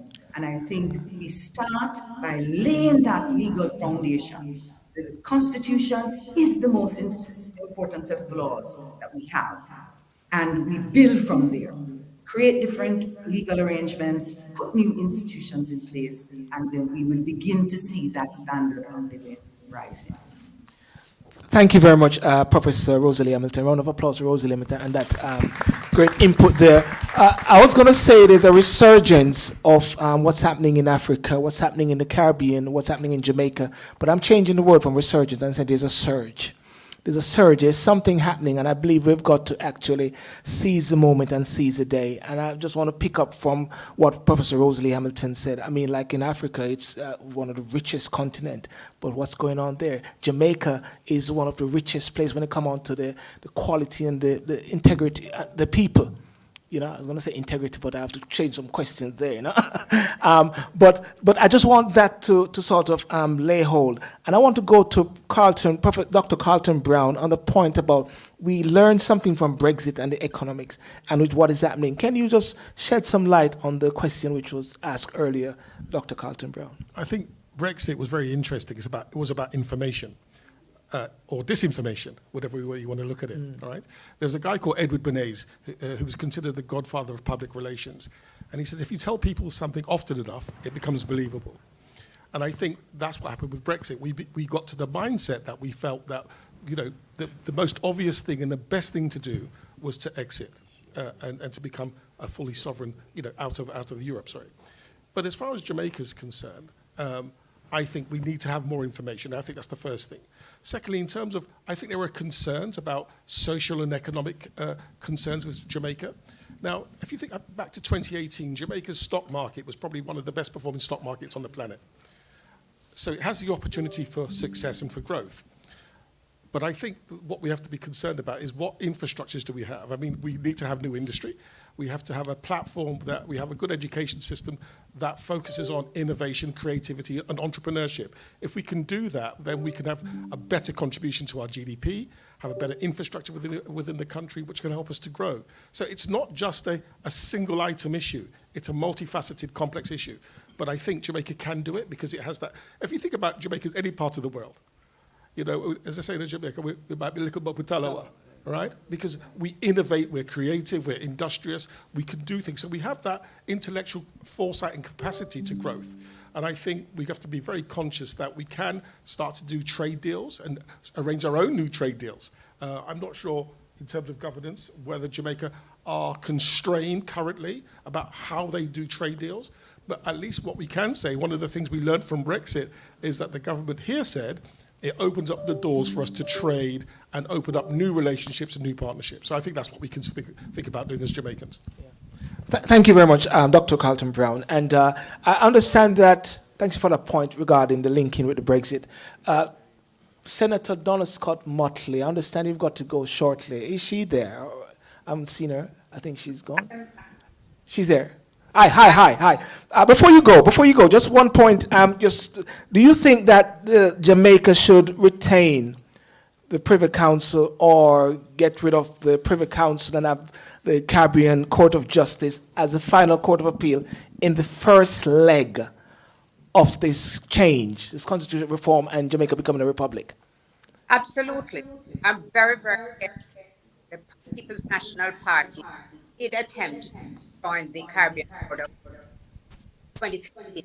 Was we can't at all why we would not believe in the first place, because it does not need a referendum. What it does is a thirds of good agreement. And we are pressing, we are educated as to why we should. You'll recall Tiaga was doubtful about joining the Court of Justice. Had said, let us give it, see how it operates. It has been over 70 years. Its judgment praised internationally. And all the fear that the had about the Caribbean Court, none of them have been realized. So why should we be a part of the having to obtain a okay. And we pay and okay. Permit me just Sure. Keep talking. I would like the audience, the participants, to answer questions, which I hope that we ask their response. I would like to know how has independence really served Jamaica? As they ask, why should we become a republic? I would like to ask, how is it now that we can move to greater part in the decision and governance? And then, significantly, because I'm speaking to the diaspora, how can the diaspora be heard in our structure? I am one who I advocate for senators from the diaspora to be appointed. Yes. And I think there are ways in which we can involve the diaspora who have served us so well in terms Okay. Senator Donna Scott Motley, we picked up what you're saying, and we understand what you're saying, that you definitely believe that Jamaica should go in the first leg for Jamaica to have the Caribbean Court of Justice as a final court of appeal. That is correct, yes? Yes. And we're going to have to let you, you're going to go now. It's just that the audience is saying that they're having difficulties hearing you because you don't want to switch to Digicel or switch to Flow. I don't know which one. But I want to, what is being asked at the same time is if you can maybe just drop some bullet points in a WhatsApp message to Matunda Mokula, if anything, and then we can just, because you said you wanted to ask the audience to do certain things, but they weren't picking up clearly. So if you can do that for us, and want to thank you so much for joining us in London, because you've been with us in Nottingham, you've been with us in Birmingham, and you've been with us in London. So I guess you'll be on the plane next to have full engagement with the Jamaica Diaspora, yes? Yes. Thank you. Thank you very Have a much. Thank you very much. Thank you very much. Okay. So, ladies and gentlemen, I want to give a round of applause for Senator Donna Scott Motley. I have a challenging moment with the Wi-Fi there. Where was I again? There's a key point which was mentioned right there earlier, and I want to ask this question. As you are in the diaspora, because this is a moment now where we're going to have to actually ask you to really say as much as possible, not just questions, but to give your, not a speech, but say something, you know. How much do you want yourself, the Jamaican diaspora, to be involved in this process? Because it's going to affect, well, does it affect you over here? Does it affect you? Well, go ahead. Diana, I want to ask persons their views in regards to this. But before you do that, I want to ask this question. Put your hands up who want Jamaica to become a republic or to remove the king as the head of state. Okay, I'm going to ask you. Who want the king to be removed as a head of state? Of all the persons here. Okay? Who want the King of England to remain as the head of state? Okay, so some people are undecided because not every hand went up. But of course, nobody wants a king to be retained as a head of state. Next question is, just to get an idea, who want Jamaica to have a ceremonial president? Who want Jamaica to have a ceremonial president, which is somewhat similar to the present Governor General, someone like Barbados? Okay, that's a few hands there of person there. That's just an indication. Now, who want Jamaica to have an executive president where they're elected by the people of Jamaica? The power is invested in that president. Okay. So, Silburn, I think you're speaking English, and I think that is the problem. No. Hang on. Are you sure? Yeah. Do we all understand those questions? Yeah. Yeah, they understand, but is that some people are undecided? Yeah. So because I'm Jamaican authentic, yeah. Now, which one I know really want, yeah? When we say ceremonial president, we're talking about somebody where the prime minister appoint. That's a ceremonial. So how many of us want that? Okay, so the executive one, we elect him. Who want that? Okay, so now understand me now. So not that it made much difference in terms of the hands going up, but I think one of the things, and somebody mentioned it, is the authenticity of our language and the importance of still using it so that we communicate with each other with passion. Yes. And it's easier to understand. So I think the hands kind of changed a little bit. Did the hands when change? we spoke our dialect. Are we trying to say we don't understand English?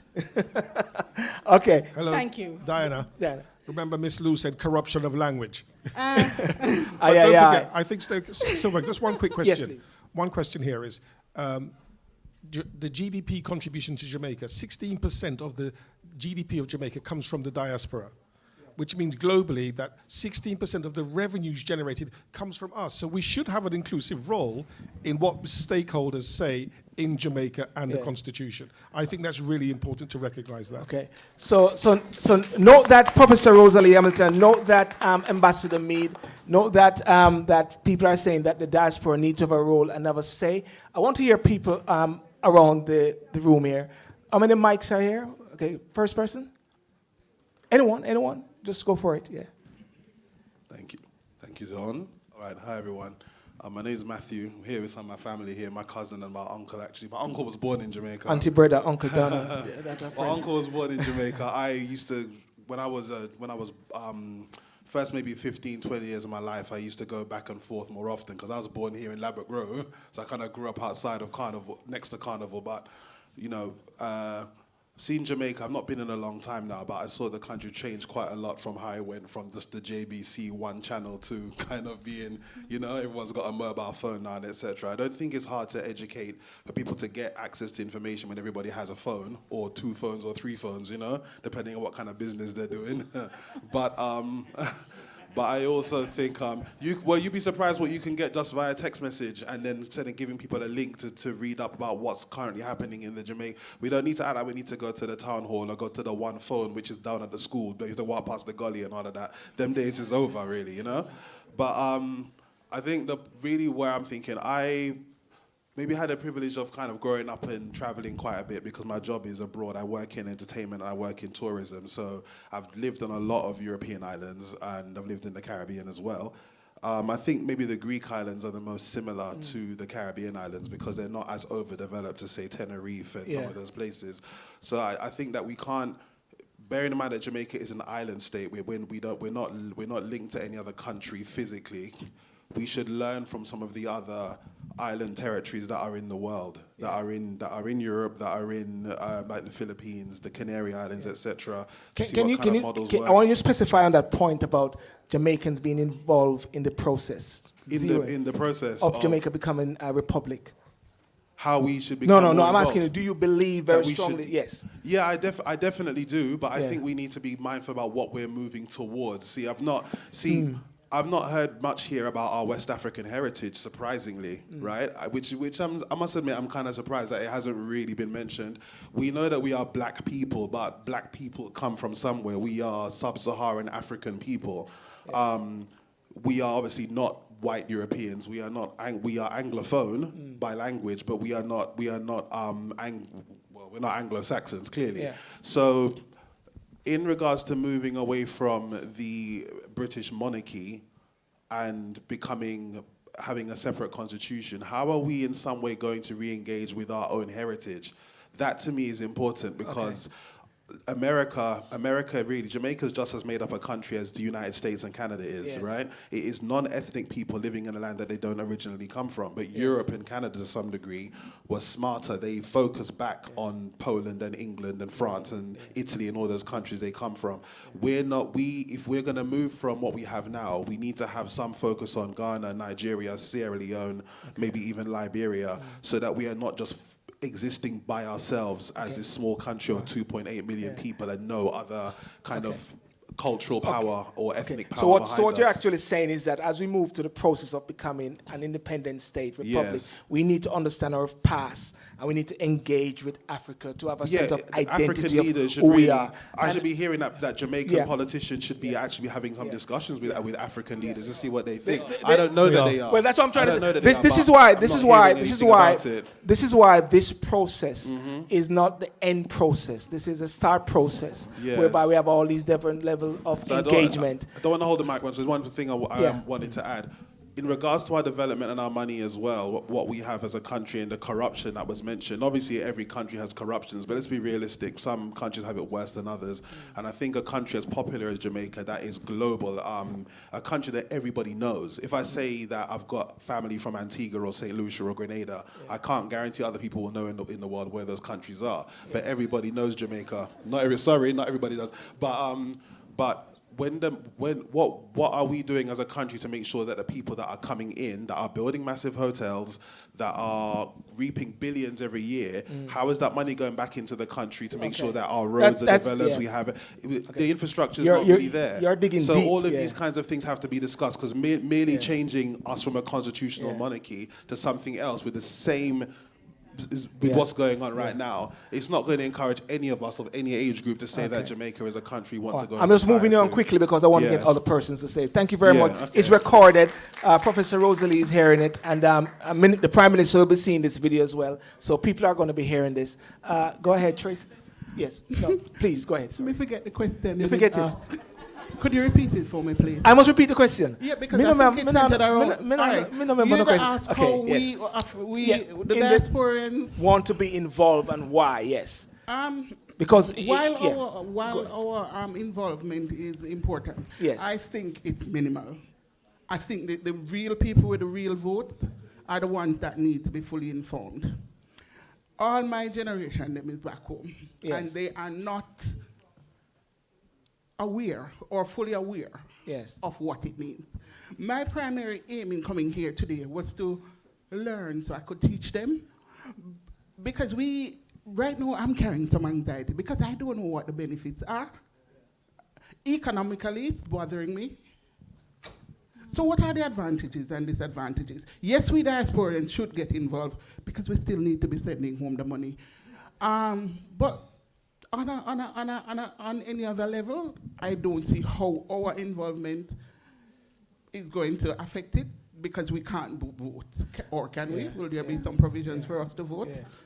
That's a very good point there. What she just said a while ago, her view is that the diaspora involvement is minimal because we do not have a vote. But she did say something else. This is what you said. You came here to listen so you can maybe educate yourself because the people, your family back home don't know. So maybe you're going to have to be that influence and say to them, listen, vote this and what. So therefore, maybe that's the way how we maybe can somewhat influence. But that's a good point.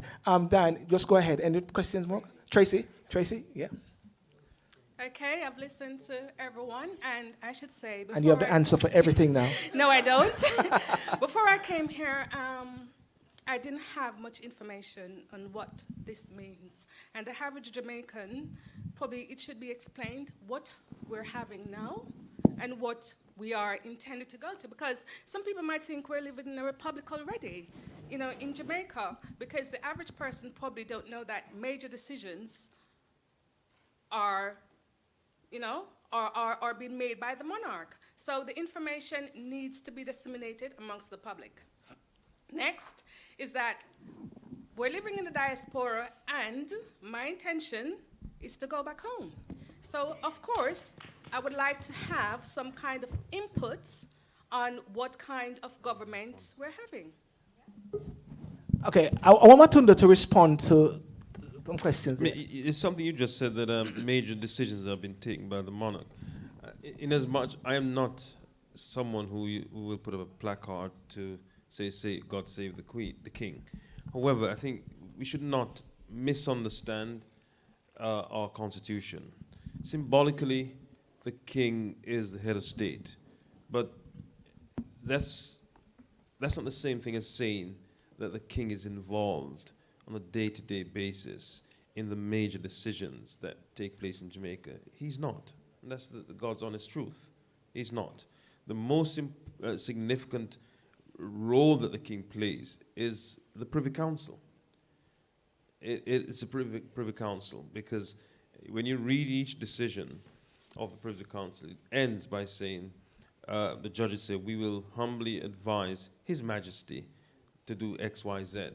But on a day-to-day basis, the King's representative, the Governor General, is not as involved in the day-to-day decision-making in Jamaica.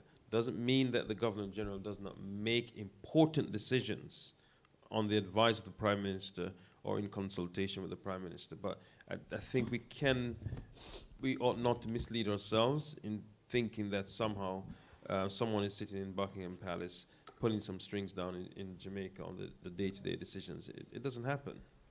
That's the truth. And can I just say something? Can I just say something about what Matunda said? And that is the misconception that we have in Jamaica. Half of the population don't know that the king doesn't make major decisions, and the other half that know, they are in the upper echelons where they're catered to and where they have everything done for them. So the average person in Jamaica, when they're thinking from a point of emotion. Oh, they don't do anything for me. Oh, I'm not benefiting anything from this. When in truth and in fact, it's the lack of knowledge and the lack of transparency, let's say, where it's not filtered down. It stays at the top. It doesn't filter down to the average Jamaican. So what is going to be put in place for us then, if we're saying we want to move away from this, and the education of this matter isn't filtered down, then we're fighting a losing battle? I mean, it goes back to, thank you, it goes back to what the Integrity NIA, a advocacy group in Jamaica, and I suspect the group from which Dr. Rosalie Hamilton also, that she represents also, they've been making the point that the quality of the education on this issue is too poor.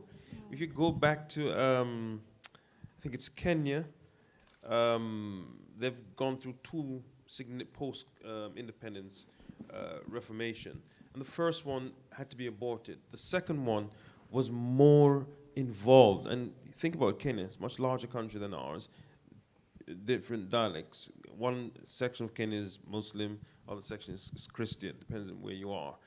Importantly, when they engage in that process, they printed the Constitution, they printed documents, they communicated what it is that they were doing.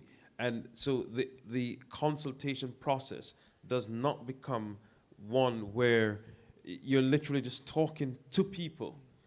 You've prepared people with information, so they come there with having analyzed the documents.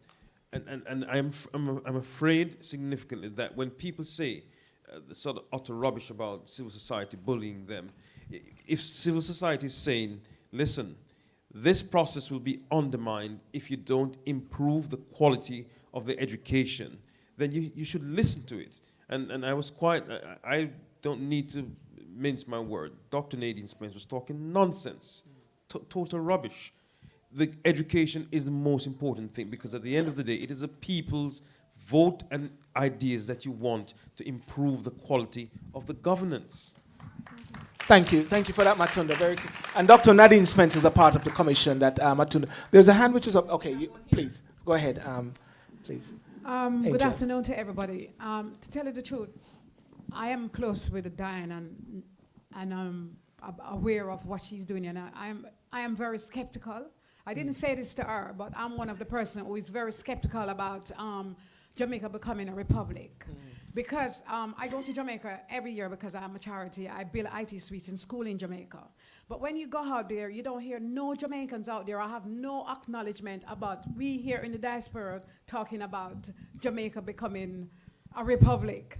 And I'm very impressed with this meeting at the moment. And I think this is a good start. If you can get regular meetings and get people to support, especially the Caribbean companies, to support that this meeting can get bigger. I think that's when Jamaicans in Jamaica is going to acknowledge it. But at the moment, they don't know anything about this. You know what I mean? And the young man what was talking about business, the Ghanaians in Jamaica have taxi services, building properties, so also the Nigerians. So there's a lot of African business going on in Jamaica, going over there and investing. We even have an airport now where you can fly from Ghana straight to Jamaica. So the Jamaica government is very strong involved with the African leaders then. And there is a lot of people who is going out from Africa and is investing in Jamaica. Thank you very much for that, Angela. And somebody had asked, thank you, applause. Somebody had said something I saw on the monitor saying, if you're doing something about Africa, why Africans not involved? And I'm saying, we're all Africans. Yeah? We're all Africans, and that's a key and fundamental thing. We're all Africans. I think, was it Dr. Yuma Johnson say? He said, I'm not African American, I'm an American African. I mean to say that he's African originally. Next question, please. There are more questions, but and I must. You're going to have to wrap up soon as well. I must tell everyone we have 15 minutes. Okay, there we go. I would love for those who have not asked any questions as yet to get in to ask their questions. I have a gentleman here, and then I have another gentleman up my right here. Tracy, you have anybody on your side? So shall I do this? And just to say as well, we're going to have to make sure we let Ambassador Maid and Rosalie Hamilton complete. Give a final say. Give a final. So shall I just get these folks to ask questions, and then the panel can pick the questions and just answer those. So I will just do 3 straight away. Sure, okay? Go ahead, please. Good evening and thanks to everyone. Good evening. I'm so glad I'm here today because I'm learning stuff I didn't know. I'm one of those persons who says get rid of the monarchy, but there are implications of doing that. And this is one of the meetings that is, giving me some sort of education about what the implications could be. I'm particularly concerned about the cost benefits of. I'm also concerned about if we don't have a if we have an executive president. In the light of what is going on in Jamaica now, where power is concentrated in the hands of, let's say, the Prime Minister, because that's the reality. Say it as it is. Yeah, me a chew me can. Power is concerned, and we know people are, there's been commissions set up, like the Integrity Commission, and that report that's gone in has been ignored. There are things that Prime Minister have to observe, like declaring your income. And he's totally, I think the opposition leader has declared, so when if we have an executive who can just run roughshod over whatever people want. Yesterday, in this week's cleaner, Michael Phillips, the MP who is, I think, the chair of the PAAA commission, he said he might as well abolish it. Can't nobody now take no notice. No, that's the Prime Minister's wife who said that. No, if I'm not mistaken. Michael Phillips said that too. Okay. I won't go on. Yeah. Okay, go on. Can I get you to just ask your questions? I need you to be direct. I'm going to go to this gentleman, then come to you. Tracy, then your lady. Just ask your questions. You literally have 45 seconds, if that much. Good, man.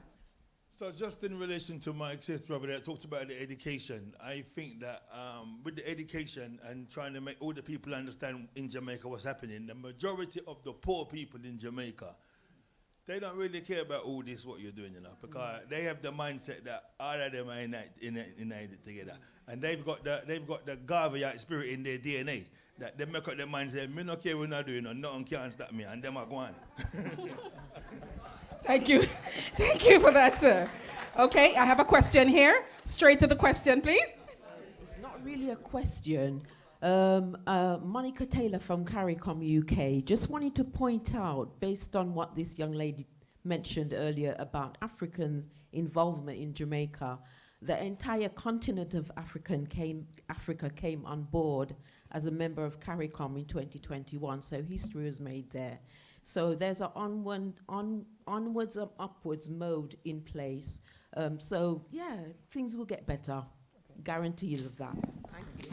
I have a written question here. It says, what happens to those who have British and Jamaican citizenship? Can they retain both? Yes. I'm just asking the questions. Good question. Tracy? Hello. I'm rather surprised that the panel is split on Jamaica leaving the British system completely. When I was a young boy in Jamaica, to travel from my village to Kingston take me 6 hours. Now I see the infrastructure in Jamaica. What have the British done for us in 400 years? Nothing.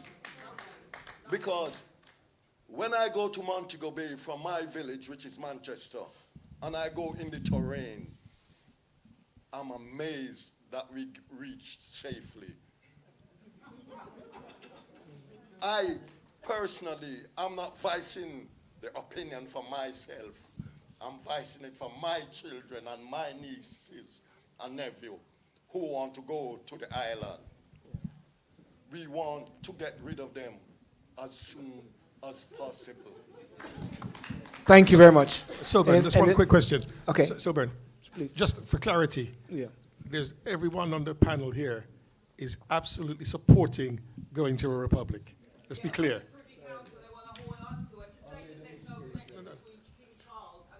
So whether we hold on. So one second. Sister, 1 second. The dynamics of dynamics of how we do that is one question. The principle of being a republic is the question.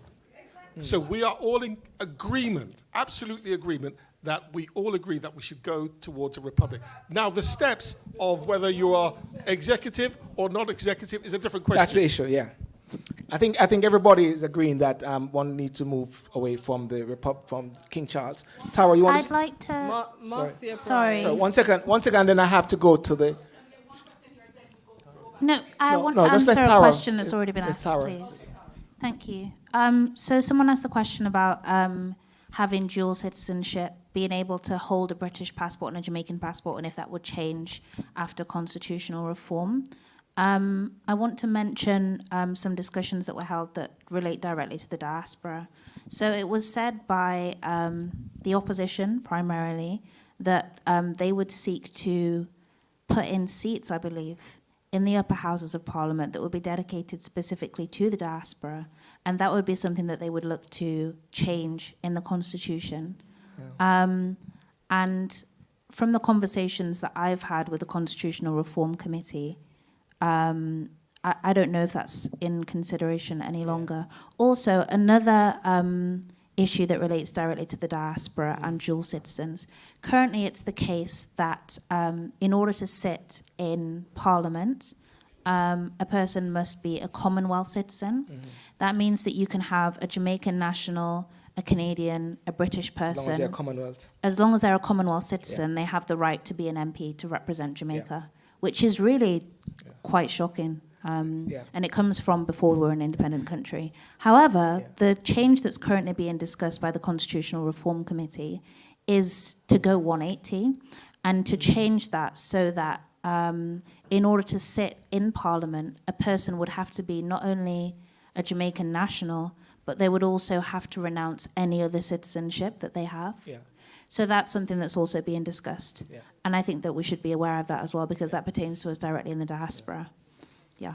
Thank you very much. And there's so much scope to the whole discussion and to this reform, and that we've got to keep our ears plugged into Ambassador Meade and the CRC Commission. Diana, if you say, and then last one, then we go to Ambassador Meade. Well, following on from what was just said, if you've got dual citizenship, can you vote? In Jamaica? In Jamaica. Now. Now. I think now. I think no. Yeah, but they got to go. You got to say to them that they got to go to Jamaica. Yeah, yeah. You got to have a residence in Jamaica. You can't just. I got dual citizenship, but I can't vote in Jamaica. I'm not a resident in Jamaica, but I got a British passport and a Jamaican passport. You know. Okay. Thank you so much. Okay. Please. Can someone put a microphone to her, please?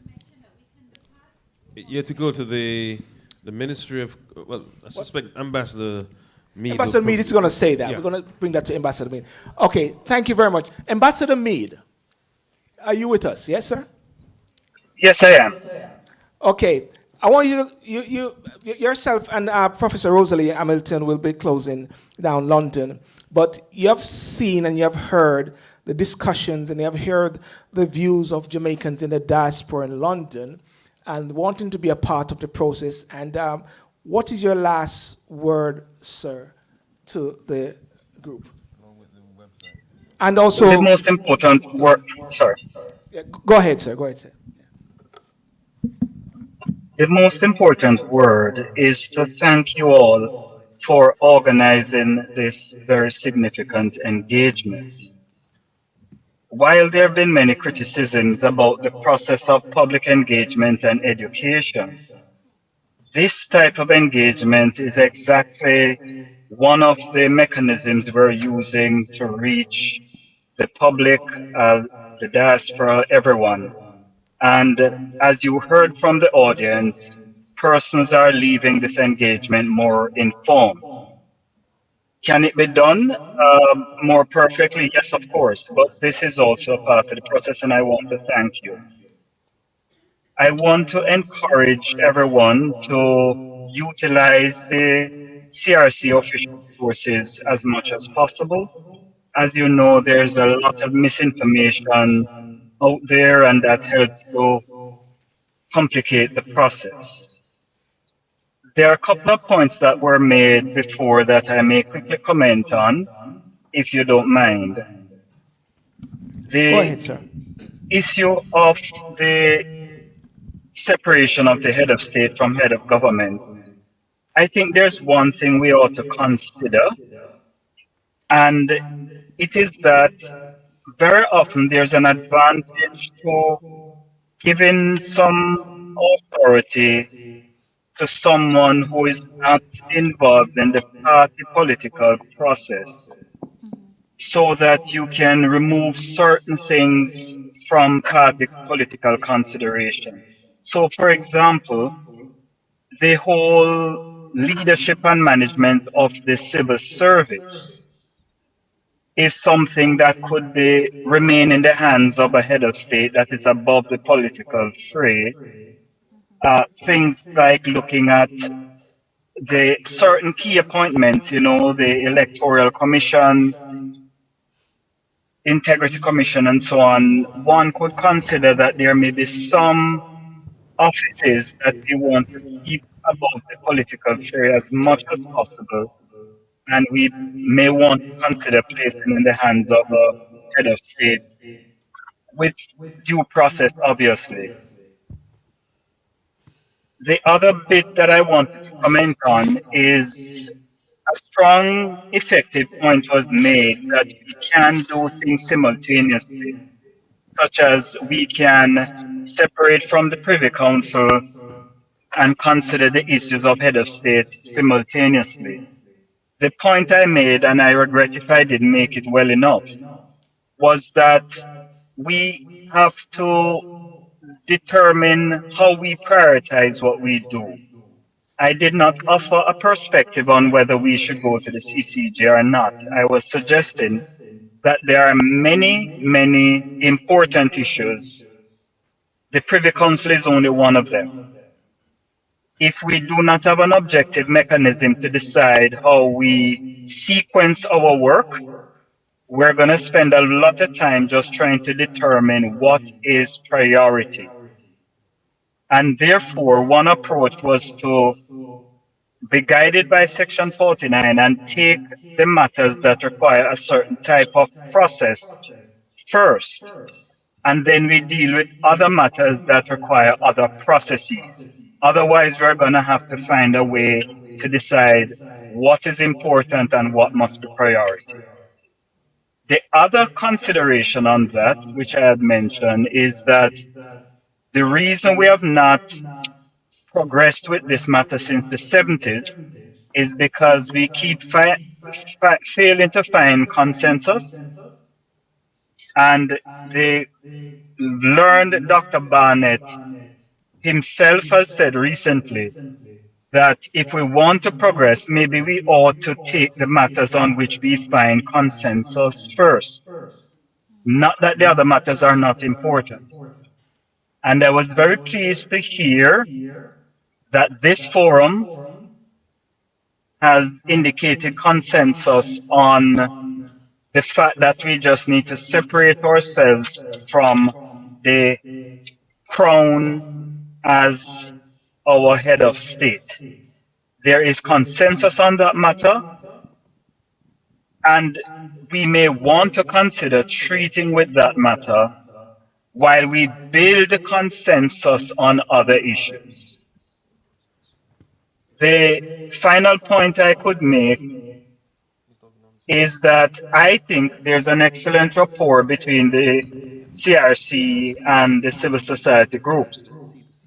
Dr. Rosalia Hamilton can tell you that when she appeared before the CRC, her presentation was very, very well received, and we have had a very positive interaction. Sometimes persons may be offended by language that's used in the public, but I want to assure you that it does not reflect the rapport that we have when we actually get together to engage. I think it's very positive, and there is due respect for each other's perspective, and we are considering that. Dr. Hamilton is going to speak after me, so I think she can confirm that we had excellent engagement. And so again, thank you so very much. This is a part of the education process, and we're going to continue with these engagements. There's not enough education, I agree with you, and this is an important part. Thank you all so much. Thank you very much, sir. And don't go. For the communication challenges I had. Yeah. Thank you. And just to clarify, your website is crcmica.gov.jm. Is that it, sir? Yes. Within the ministry. Okay, Theo, I sent you the information. If you can post it up, I'll just WhatsApp you the information, Theo. Professor Rosalie Hamilton, your last word in view of today. Diana's behind me said 2 minutes.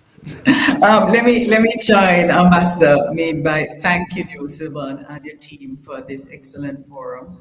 And I can confirm, Ambassador, that we've had good cordial relations, and most of the members of the committee has engaged in very positive ways.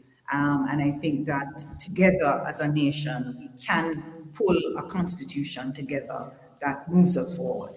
And we continue to listen to each other, continue to hear our voices with respect to, we heard it here again, how much more we need to understand. And I just want to wrap up on that note on this, what I see as a kind of wedge issue.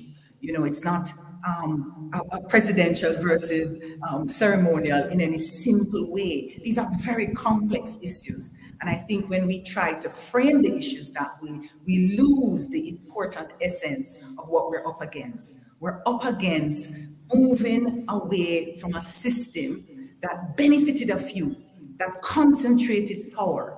And in fact, that our independence shifted that power in the hands of our executive and the cabinet.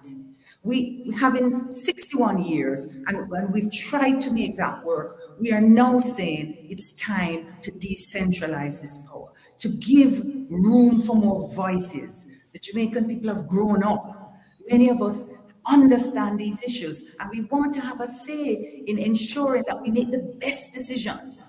And so it is that framework that is at stake.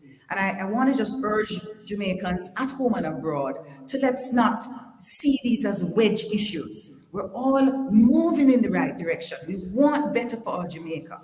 And we have to listen to each other as we try to say, hey, this I think is where we want to go, and to translate that. So again, I want to reinforce the ideas that we have to focus on accountability measures, and that includes mechanisms in which we, the people, can remove non-performing representatives. And that's part of the dialogue, right? And we also need to have these mechanisms where our voices can be heard. We want to have a say in how our money is being spent. So participatory budgeting arrangement, these kinds of things we want to be able to do. And I want to finally say to all of us, listen, the power is in our hands. We own Jamaica. Jamaica belongs to us. And it is when we understand that and we have the confidence to act in a way that demonstrates that we're the owners and we hold the people we elect accountable, it is then that I think we'll transform Jamaica. So my last words are that the power of the people of Jamaica at home and abroad is greater than the people in power. Thank you very much. Thank you very much, Professor Rosalie Hamilton. And ladies and gentlemen, I'll let Diana Mackenzie, Councillor Diana Mackenzie, she's going to come up and she's going to give the vote of thanks and just give a summing up. But I want to say to you that this process has started, and we all have to be a part of this process, and especially regarding engaging with Jamaicans and to speak to your family friends back home to let them know that actually they are the ones that ultimately hold the power by their votes, because we don't actually have a vote over here. So we are here for a purpose as much as possible, and there's so much things that have been talked about, so many questions which have been asked, some of them not answered now. And one of the key things that I just want to say that I find that lots of people asking is, what are the disadvantages and what are the advantages of this? And eventually we're going to break this down with our eminent minds and to break this down for the community as well. So we have to do our part. The Jamaican government is doing their part, civil society is doing our part, but we also have to take it upon ourselves to actually educate each other as Jamaicans and as Africans. Thank you very much. Diana, please. I just want to say a big thank you to all of you. You have done my heart well. I think the hard work has paid off just to have you all here and to hear you say that this has been beneficial. that you have learned some things. There are some things that you didn't know that now you know. You also have some contacts in terms of more information. For those of you who registered on Eventbrite, you have my direct email address. If you send me questions, I will pass them on to Silborn or to Matunda. No, sorry, we'll pass them on to whoever and to get those answers communicated back to you. So thank you, thank you, thank you. Thank you for taking time out of your Saturday. I know that you have other, not do the soup yet? Yes? Saturday soup? So thank you for being here. I really appreciate that. I want to also thank some persons who went into their pockets to make sure that these 3 town hall meetings or these 3 meetings were held. And Pilgrim Church, so I'm starting from Nottingham. You know, we started in Nottingham on the 28th of July.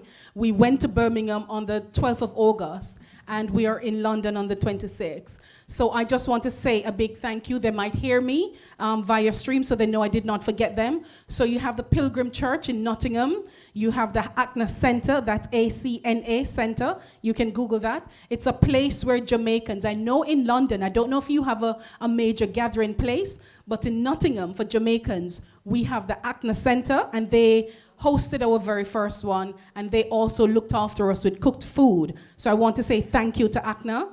MDTI is a medical device technology company led by Professor Martin Livermore. So by the time we got up to Birmingham, Professor Livermore was ever so good in that he got us the university as our base, just like here, and he also sponsored the food to make sure that London happened when I was really, really petrified that we were not able to afford it. He also, again, contributed to make sure that this happened. So I really want to give a really special shout out to Professor Livermore, to the VM group, past we used to call it Victoria Mutual, the VM group, they were amazing that the minute I said, can you, they said, yes, we can. They were outside of their budget for community events, but Leighton Smith, who is the VM group representative here, he is such a visionary that he decided that, Diana, I'm out of budget, however, I will still contribute. So I really want to say a big thank you to VM group. Transpac shipment in my part, in my neck of the woods, in Mansfield, Nottinghamshire, that's the East Midlands. They were wonderful to support us. They are not Jamaicans, but they have business with Jamaica. Some of you would have had their leaflets when you want to sell barrel to Jamaica. Transpac shipment, please. Don't make that cost me. Send the barrel through Transpac shipment. And we have the lovely lady here. I'm going to speak of her at the end. Was really, really instrumental in helping me also. In my neck of the woods again, I approached a Ghanaian friend of mine, and she was wonderful. She has a black hair care business in Mansfield. That is a predominantly white area. And she had the foresight and really wanted to work with me to ensure that this happened. So I'm saying a big thank you. We also have Kevin Gordon and Tristan Hyatt. We have the Jamaican barristers in the UK and Patrick Morrison of Broker House. Also on the panel, the team that I had working with me is Silborn Siddle. We had the lovely gentleman over here that is looking like, yeah, he's smiling. He's actually smiling, but trust me, he's smiling. So we have Dr. Kevin Brown. We had Professor Cecile Wright. And we have the lovely Tracy. Tracy, thank you so much. Tracy stepped in. Tracy secured this venue for us. She walked in and she said, Diana, this is it. You know, so thank you for doing that. And also, if you had the patty outside, there are some more patties outside. There are some more sandwiches outside. Flaky Crust Bakery also supplied those that they gave us 200 gourmet patties, and that was really wonderful. So thank you for that. I don't know if you have this on your seat. If you have this leaflet, do you have this leaflet? No, I am a community person, and if you cut me, you probably get black, green, and gold, not red, right? So all things Jamaican, I support. There is a hospital in Jamaica, the Princess Margaret Hospital, and it is in dire need of us coming together as Jamaicans and supporting some refurbishment work there. There is a lovely lady here that is sitting at the front. She was the former Lord Mayor of Nottingham and the former Sheriff of Nottingham. Herself was a councillor. Now this is Jamaican. We have to big up our Jamaicans. And I'm ready to, can you stand up for me? So that was no small feat. That was no small feat. And I want to thank her. Not only that, but she also contributed to us being here. The Princess Margaret Hospital is in need of our help and our support. And Merlita has started a charity in order to support that. And this is what these leaflets are about. And I really, really do hope that you can support that along. If you can do a donation, there is information on your leaflet. You can do that. You can email me, you can talk to me, and you can grab her after, because we need to get it sorted. I wanted to show you some photographs of what the hospital looks like. Yeah? And it is just really, we can do better. And I really would like for you to partner with us to get that done. Can I get an amen? I mean, clap. I am a church girl, I can't help it. I really want to say to the panel, thank you so much. I appreciate you. I appreciate you that you said yes. And I believe it's not because of me, but because of the topic, and it's important. And it's important that we have this discussion. So to Dr. Carlton Brown, thank you so much. The minute I called, you said yes. He was in transit. I almost made him late for what he was doing, but he said yes. Tara, thank you so much. You represented yourself, and if our young people in Jamaica you're any indication of what they are, we are so proud of you, and we want to tell you thank you. Thank you, thank you, thank you. Matundo, thank you so much. Mr. Makulu, he not just said yes, but to all the locations that we were at. He drove up from London to Nottingham. He came up to Birmingham, and he is here in London. And I really want to say a big thank you, because he could have done otherwise. And I want to say thank you to that. Silborn, you got the videos, you saw him walking, and I want to say thank you to Silborn, because he was particularly instrumental in ensuring that this is a success. Every morning, most mornings since we started this, he was on the phone with me, and he just kept me accountable, and he was there. Anything I needed, if it was possible, he made sure that it was done. So I really want to say a big thank you to you. And again, thank you all so much to all of you that turned out. I appreciate that. Listen, still have the conversation. Still have the conversations. To the panel that joined us from Jamaica, Ambassador Rocky Mead. Again, it was the lovely Tara, you said no H's in the name, Tara, that actually linked me. And the minute I spoke with him, he said yes. Senator Donna Scott Mutley, she was a yes from the get-go. And Professor Rosalie Hamilton, I just want to tell you a big thank you. Thank you from the bottom of my heart. Thank you, thank you, thank you. This lady, listen, we need to get her over to London, because she was on an excursion with us. She was in London, Nottingham, Birmingham, and she is here in London with us. So I really want to say a very special thank you. Thank you for being the voice that will not be quiet about the excellency of Jamaica and its people, about what we could achieve. So I want to thank you for that. I look forward to meeting you when I come home. I like pea soup. Again, ladies and gentlemen, thank you so much. Have a good evening.